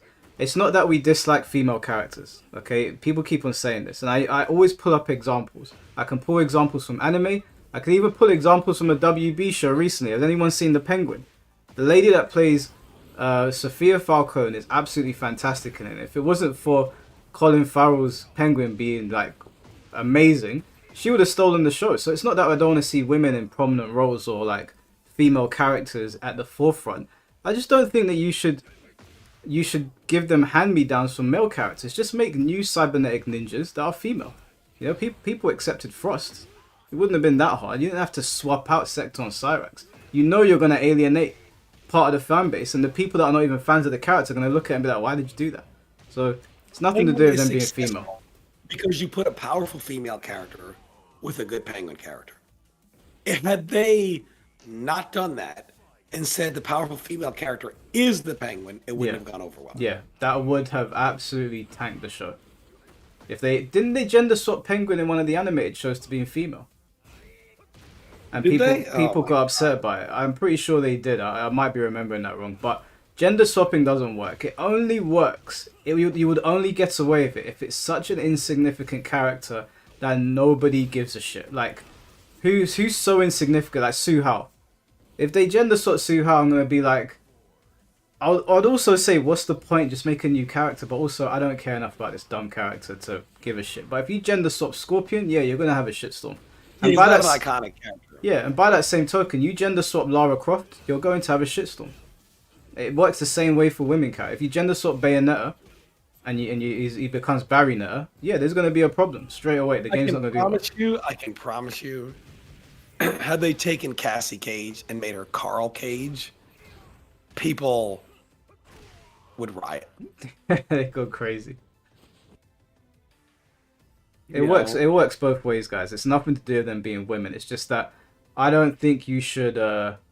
It doesn't really help the female character to say the only way that people are going to perceive you as powerful is if we slap a male character's name and aesthetic on you. You should build a character up on their own merits. Like even in animes, right? I'm watching Dandadan right now. One of the main characters is female. I think she's a great main character, and some of the side characters, most of the main characters in that show have been female, and I think they're all really good characters. So it's nothing to do with them being female. It's just, I don't know, developers in the West seem to have lost touch. No, they have. It's better to make a new strong female character than just take a already strong male character and say, well, now it's a female. Yeah, it doesn't work. So that's yes. For those of you that asked, or you asked me, Tom, yeah, it 100% hurt it, and it was just another thing tacked on to MK1 failing. Everything went wrong with this game. It was a combination of all of NRS's mistakes hitting at the exact same time. Yeah, everything hit the same. It was like the price tag of Chaos Reigns was the cherry on top. When I saw that, I was like, they must be smoking crack because the game's already doing really poorly, and then you charge $50 for it or £40. That's insanity to me. But there's so many factors that make it so that it was doomed. Who made that decision? I mean, clearly you could see. Hey, it's the last 9 months, sales drastically slowed down. Yeah. How could anybody there think, we'll just release an expansion for $50 and sales will pick right back up? Mm-hmm. How could they think that? Yeah. I don't know what they were smoking. This is also the first time ever, I think, that Street Fighter outsold Mortal Kombat, right? Yeah, and because this game is done, it's going to obliterate it. Yeah. Yeah, the sales are going to stop now, basically, because there's not going to be... And by the way, the shills, you know what they say? Well, Street Fighter's on last-gen consoles, too. That's not why this is happening. I just... Yeah, I don't think that's a good enough argument, to be honest with you. That's a poor argument. Very poor argument indeed. Very poor. Very poor. But I guess we'll just have to wait and see. I think it'll be close to 3 years before we get the next MK game, personally. Yeah, no, definitely. So... I don't know if there's any more questions in here for you. Oh, there's a lot of questions. Damn, can't get to all of them. Yeah, I mean, overall, it's a lot. Yeah, well, I MK1's dead now. I mean, they can say whatever they want, but we were all right. Dead. Even the people that disagree with like Fate, I mean, even though I don't think most of the time he knows what he's talking about, overall he was right that the game was going to perish.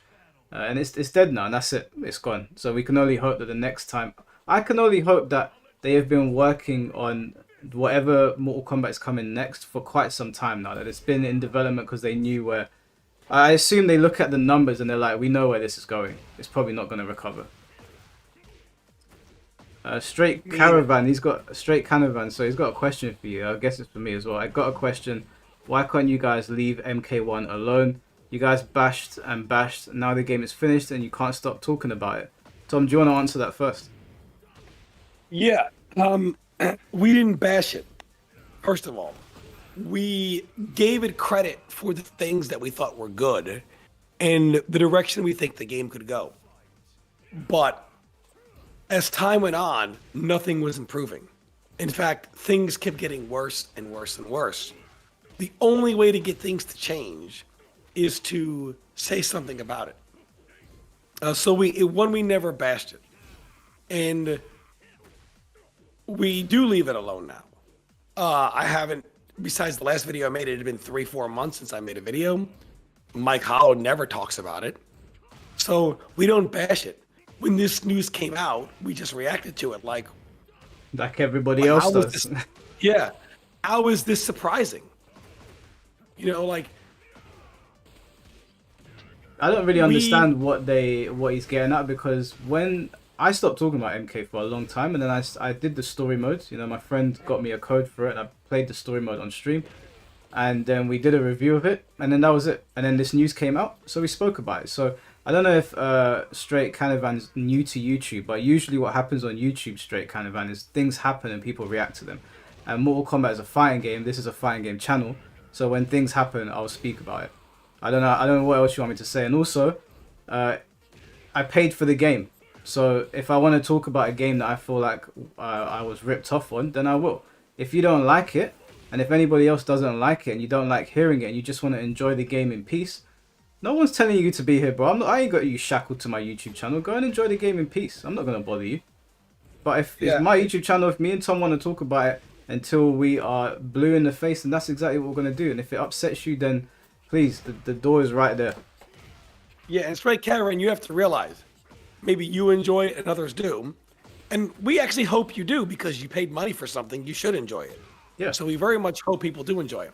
However, you have to understand, the reason why all this stuff, these videos are coming out now, is because when something isn't selling, when Mortal Kombat has to have the cord cut because it's not selling, that means you're in the minority. And most people don't like the game. And so you're going to hear it. Yeah. From everybody. Not just me, not just Mike Hollow. We just reacted to it. Yeah. But you're going to always hear, because whenever the majority of people are not satisfied with a product to the point that it stops selling well, you're going to hear more displeasure than people that are pleased with it. Yeah. Someone commented on the Sonic Fox video and said that he literally just bought the game and everyone's saying it's dying. And I pinned it. It's pinned on the Sonic Fox video. I said to him, please don't pay any attention to us, bro. If you've just bought it, go and enjoy the game if you can. You know? I didn't say anything negative.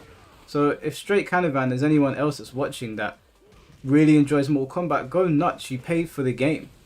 Like, you pay for the game. I want you to have a good time. I don't like it. I want to talk about it, and that's what's going to happen. So, I mean, outside of this, we're probably not going to talk about Mortal Kombat much anymore because it's dead now. But we react to things as they come out. Fate Unknown dropped a bombshell on everybody, so everybody spoke about it, not just MK YouTubers. It was being spoken about all over the place. So it's very normal for an opinion-based channel, which is what my channel is, not primarily a gameplay channel. The gameplay is on the live streams, right? Other things are opinion-based, and same with Tom. Then we're going to give our opinion on it. If you don't like listening to opinion-based fighting game channels or gaming channels, you don't have to watch. It's that simple. People kept on asking me, why don't you just post that gameplay? I'm not a gameplay channel. I don't know how many times I have to explain that. When something happens and no in the game, one's opinion should affect your enjoyment of a game. Exactly. The games I enjoy, I don't care who likes it or doesn't. That does not going to change. I'm not like a game I really love. Someone tells me they hate it. I am then now not going to say, well, now my fun is ruined because you don't like it. Yeah. Yeah, exactly. Do you know Sonic 06, right, is a lot of people say it's the worst Sonic game ever. It's terrible. I love that game, but anytime I mention it to Sonic players, they're like, how could you love that game? I always see people shit on it, but I love the game. No amount of negativity towards the game or people bashing it will ever put me off Sonic 06. I replay that game so many times. So just enjoy the games that you enjoy and don't worry about me. Don't worry about Tom. I'm not trying to ruin anyone's fun. I'm giving my opinion. Enjoy the games you enjoy. Yeah, that's it. There is a question in here for you, Tom. I don't know if you saw it. So, don't know if it's a controversial question. Where's it gone? Damn, I've lost it. Wait, I'm looking for it. Guys, stop typing. I can't see it. Oh, there we go. It's from Captain Clips. He says, can you talk about 16-bit leaving you at the airport before a tournament? What's the full story there? What had happened was, I had just won East Coast Throwdown. It was like a 270-man major for Injustice 1. And then they patched out what I did to win with Aquaman. Mm-hmm. The scoop was pretty much safe, and a few other things they patched out. So a week later was UFGT in Chicago. So the patch came out on Tuesday, and I said, well, so I only have Wednesday, Thursday, and Friday to really try to relearn everything, right? Because what I specifically did to win no longer works. And they're like, well, just come out anyway, and I'm like, well, I didn't plan on going because they just patched it. I just want a major over here. I need to figure out what I want to do now. I don't even have a hotel. They're like, no worries. You can stay with us. I'll pick you up from the airport. So, I'm like, okay, yeah, sure. I'll go ahead and buy my flight and just get me from the airport. I think my flight was going to get in at like 8 a.m., 9 a.m., something like that. Yeah. It's 4 a.m. I'm getting ready to leave for the airport. He hits me up. No one's getting you from the airport and you can no longer stay here. Damn. So I was like, what happened? Well, we all want to beat you, and we think it would be best if nobody plays you, whatever. You're on your own. Are you being for real? No, this is true. Oh my lord. So that's some scumbag behavior, man. So, and he's apologized to it. Or again, Stephanie has apologized to it. Water under the bridge, as far as she and I are concerned. But yeah, so I get there, I land. I gotta find a place to stay. Played an obnoxious rate for a hotel. And then everyone was meeting at GGA Arcade. And I'm like, well, I needed to get a ride there, so I had to take a cab to GGA because nobody would take me. So I go to GGA, and I had just won the major 6 days prior. And I'm seeing all these guys who are normally my friends during MK9. Well, none of the Midwest guys, they won't shake my hand, no congratulations, nothing. In fact, if you go back and watch when I'm at the tournament playing in pools, 16-bit goes, yeah, Tom just won a major tournament recently. Slips goes, really? I must have missed that. Then there was a panel called Testers Among Us. I agreed to do it for Keats. It was me and PL. While I'm on the panel, I'm there, and people were just assholes to me. Nobody would play me, except for some of the East Coast guys. They were like, "Hey, what's up, man?" Or some of the other people were there from like maybe West Coast, but very difficult. And then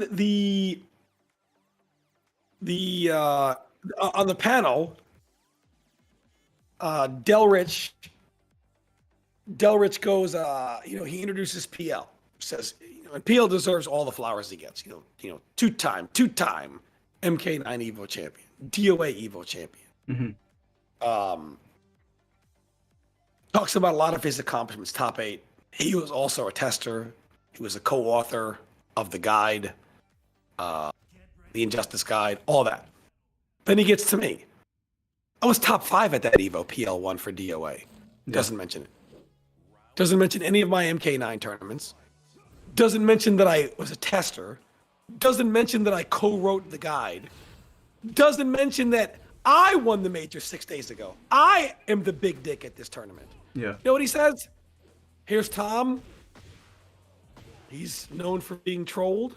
So I'm like, really? Pig of the Hut told me that if he were me, he would have punched him in the face. Yeah. But I didn't say anything. And, that whole tournament, it was just very, treated very poorly by a lot of the Midwest guys. Yeah. Now, Slips put me in losers. He was doing some Deathstroke corner stuff, which I would have known about had they played me like they promised. But I got 0 experience. Keep on it. They convinced me to go based on this. So okay, good game put me in losers, and I was eliminated in top 16 by Alucard.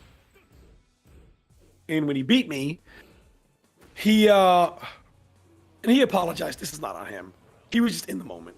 Corn. He goes, I went to shake his hand and he slapped my hand away and he goes, "Didn't this guy just win ECT? Get the fuck out of here." Now, of course, he told me, and this is not, he was young, he was in the moment. Great player. Nothing but respect for him. This is not about him at all.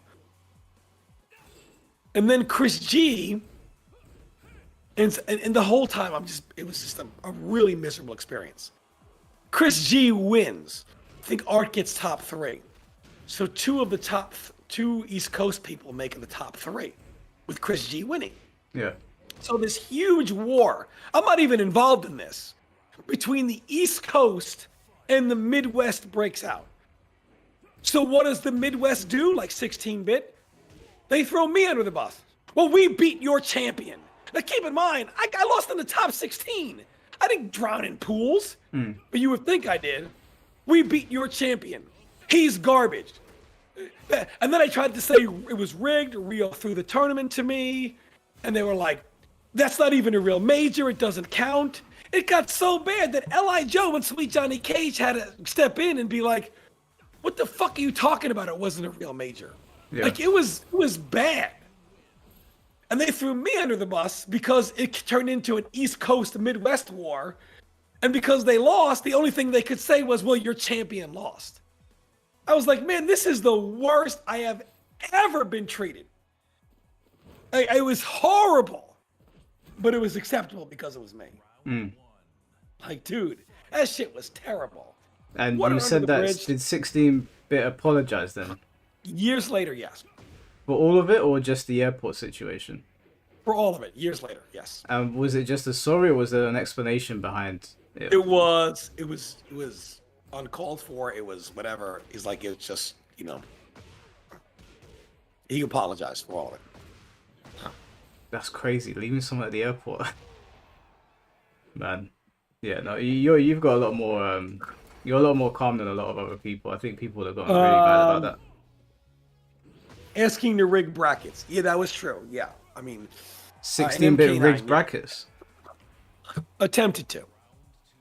Damn. It was again. It's all old. It was. This situation was it was caught on tape, caught on stream. They thought the stream ended, and he said something like, or she said something like, I talked to whoever it was doing the brackets, and he's going to yada yada to make sure I don't. Some form of bracket rigging was caught on stream, the conversation. And then after the tournament, it came out. So, I mean, yeah. Look, we all make mistakes. Nobody's perfect. We all make mistakes. A lot of people get the benefit of making them not on the stream. Yeah. But for some of us, everything we do is filmed, streamed, whatever. We all have them. We all have moments that if everybody knew everything we had ever done, it wouldn't look good for a lot of us. Yeah, everyone's got feelings. Yeah, everyone does. So, as far as I'm concerned, I don't have any beef with Stephanie. Nothing. But yeah, it sucked. It sucked to go through that for sure. Fair enough. I had no idea about that. That's the first I've ever heard of it. Yeah. What made it worse was, even after I left, because Chris G and Art were in the top 3 and Chris G won, then the stuff between the East Coast and the Midwest broke out. So then I'm like, wait a minute. Why am I in this? And they're throwing me under the bus. Like, have you ever considered on your channel, just like, you've got so many stories about the MK community. You could just make videos about, this time and just sit there telling us like a war story. I'm sure you could churn out like 50 videos of telling MK stories. I would, but honestly, like, I'm talking to a community that literally can't stand me. So it just doesn't make me feel very welcome. So I just say, why bother? I think there's more people that like you than there isn't. I just think the minority that are, they're very vocal and they're on Twitter and they say a lot of crazy things. But when I look at your video views, people still show up to your videos. They still do really, really well. I don't think you should worry about these people. A lot of them, as I said, they're just people behind an avatar just talking shit. Yeah, they do. I mean, maybe I will. I don't know. I mean, there's a lot of real history. And whenever I watch somebody try to make a video of the history, it's always wrong. Of the competitive history. Yeah. I mean, they try their best, but yeah, you had to be there. Yeah. No, 100%. I definitely agree. There was another question here for you somewhere. It was a good question, but I've lost it. Ugh, damn it. Yeah, this gone. These guys have been typing away. Don't know where it's gone. So overall, then, like, is there ever going to be an opportunity for you to come back into the scene if they, or would you come back in and compete if they made a good Mortal Kombat game, or would you just sort of sit on the sidelines now? I would come back and compete if they made a good one. I would, and I would stream it a lot, and I would play it, and I would still commentate and do stuff like that. They just don't allow me to do it anymore. But no, I would gladly still play if they made a good one. Absolutely. Yeah. So when you say they won't let you commentate anymore, have you ever reached out to do commentary before, or they just cut you off? I have, but it just, it get cut off, and like I used to bitch and moan about it, but I'm like, like I said, victim mentality doesn't get successful anymore, so I dropped that. And yeah. And did this happen around MK11 then? Yeah, it happened in MK11. They wanted me to do. I got a call from someone to do the commentary for the Summit of Time, and then they called me back and just said, no, we're gonna drop you. So I'm like, okay, that's fine. Now, keep in mind, this is before any of the stuff happened. This is at the beginning of the game. This is before NEC. And then they were doing Twitch Rivals, whatever it was. Yeah. Where they said, we are bringing in the most influential content creators and players. Some people were pros, some were just, big streamers or content creators. And, like Rio was in a few of them, Honeybee was in a lot of them. I think Unruly was in one or two. Gur was in a few. There were a lot of them. Mm-hmm. And, like they never invited me, never invited PL. And I'm like, PL's a 3-time Evo champion. Why they wouldn't invite PL is ridiculous. But they, so I would tweet, hey, look, I want to compete. Oh, it was E-League is what it was. It was E-League. I was like, I want to compete in this. I want to play. And I said it because I'm like, if I don't say anything, they'll say, well, maybe they thought you retired. When I did say something, they're like, well, why don't you shut the fuck up and stop complaining about it? So I was damned if I do, damned. But I wanted it out there that I didn't want to play. Yeah. And they never did. And then one day Rio came to me and said, hey, I'm in their Discord. And it got to a point where they were literally inviting people that had never played the game. One person didn't even own it. They bought it, played an E-League, and then returned it the next day. And they would ask, hey, we need new people. And Rio would always be like, hey, what about Tom? Mm-hmm. And they're like, no, anybody but Tom. Damn. And then one time on Rio's stream while he was competing, a lot of my supporters were using the soundboard that Rio had, using my sounds, my sayings. None of the ones were like I'm cursing or anything, just like, look at that knee, or, character, things like that. And E-League took him off stream and then told him, if you're going to continue to play Tom Brady clips, we're not going to put you in anymore. Wow. And then on an NRS stream, I don't know if any of you guys were around for that. NRS would end their combat cast back then and then go right to E-League. There were many supporters that would be like, we want to see Tom play, and they would ban you from the room. I don't know if any of my people are in here that were there when that happened. And they would ban you from the room. Was there anyone in particular that had it out for you, or was it just widespread across all of these teams? It was just widespread, I think.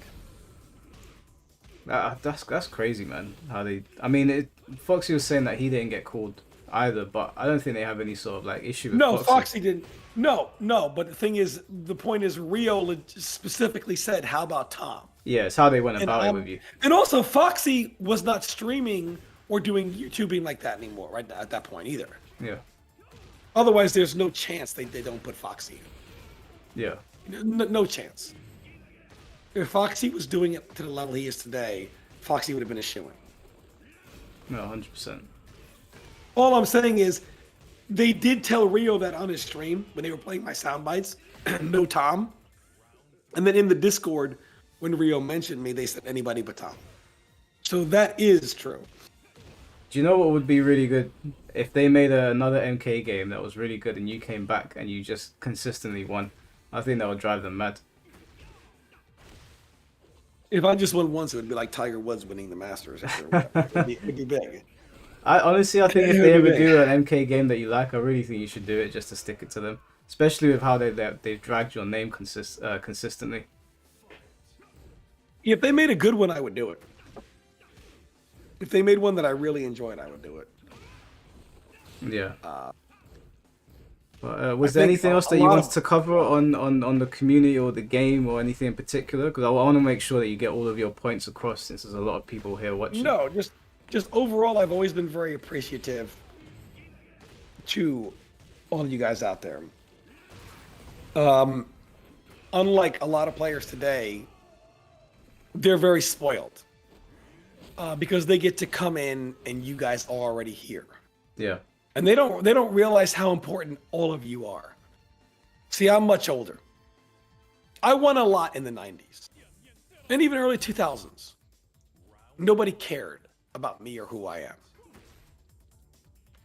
It was never winning that makes you who you are. Mm-hmm. It's all of you people that makes us who we are.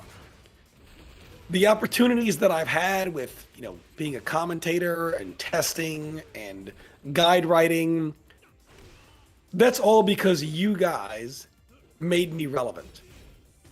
No amount of wins matter. All that matters is the people that back you up and support you. I agree. And I think today's players feel like they are more important than they really are. None of your wins make you. It's the community that makes you important. And they feel like they are just more important than they really are and don't realize who the real important people are. But for that reason, I don't think you should stop making, even if you have something you want to talk about, I don't think you should stop making the videos. Because I do think that you're an important voice in this scene and that you offer something different, especially in a scene of so many, like as you said, toxic, positive people. I don't think you should worry about the Twitter voices or people that leave negative comments. It is ways you can't please everyone. I mean, I knew when I made those comments about Sonic Fox, I knew I was going to get some blowback, but it's nature of the beast, right? I don't think either of us should be quiet just because people are telling us stop talking about the game. Yeah, I mean, maybe I might do some of the stories of the old days in the history, so it's documented somewhere. But as far as coming back to play, it's going to take a good Mortal Kombat game. Yeah, I honestly think you should do the war stories, dudes, because you've told me so many stories in private that these guys haven't heard before that I think would be really good. I mean, I know there's a lot of private ones you can't go into, but I think you've got a lot of knowledge on MK, and there's a lot of new players that don't know about the stuff that's gone on before and the history of MK. I think it would be good. It would be a good, especially because MK1's dead now. There's not really much more to talk about with it, unless it's community-based stuff. So I think that would be a good transition for your channel. No, absolutely. I'll definitely do that. And look, if Evo brings back MKX, I would come back and play it just for that. Well, you'd show up to a tournament. Yeah, I would actually start playing again. If Evo's we're gonna bring in MKX instead, I would go back and go hard for MKX. Maybe a campaign should be started and people start letting them know we want MKX instead of MK1. One more ice clone left in me. All right. Well, I think we've pretty much covered everything. Yeah. We covered Sonic Fox. We addressed that dumb bastard fate, and you've gone over the whole issues that they brought up about you. So, I think we'll wrap it up there. But I just wanted to say to everybody in the chat, thank you so much for all the donations. We almost had 500 people in here watching, which was crazy. I really appreciate you guys all showing up. I will be streaming tomorrow again at 3 o'clock UK time. No, 4 or 5 o'clock. I'll let you guys know. But yeah, Tom, thanks for joining me. I really appreciate it, man. It's been a good chat. Thanks for having me on, Mike. It was really fun. Yeah, it was good fun. All right, guys. I'll catch you very soon. Take care and peace. Bye, guys.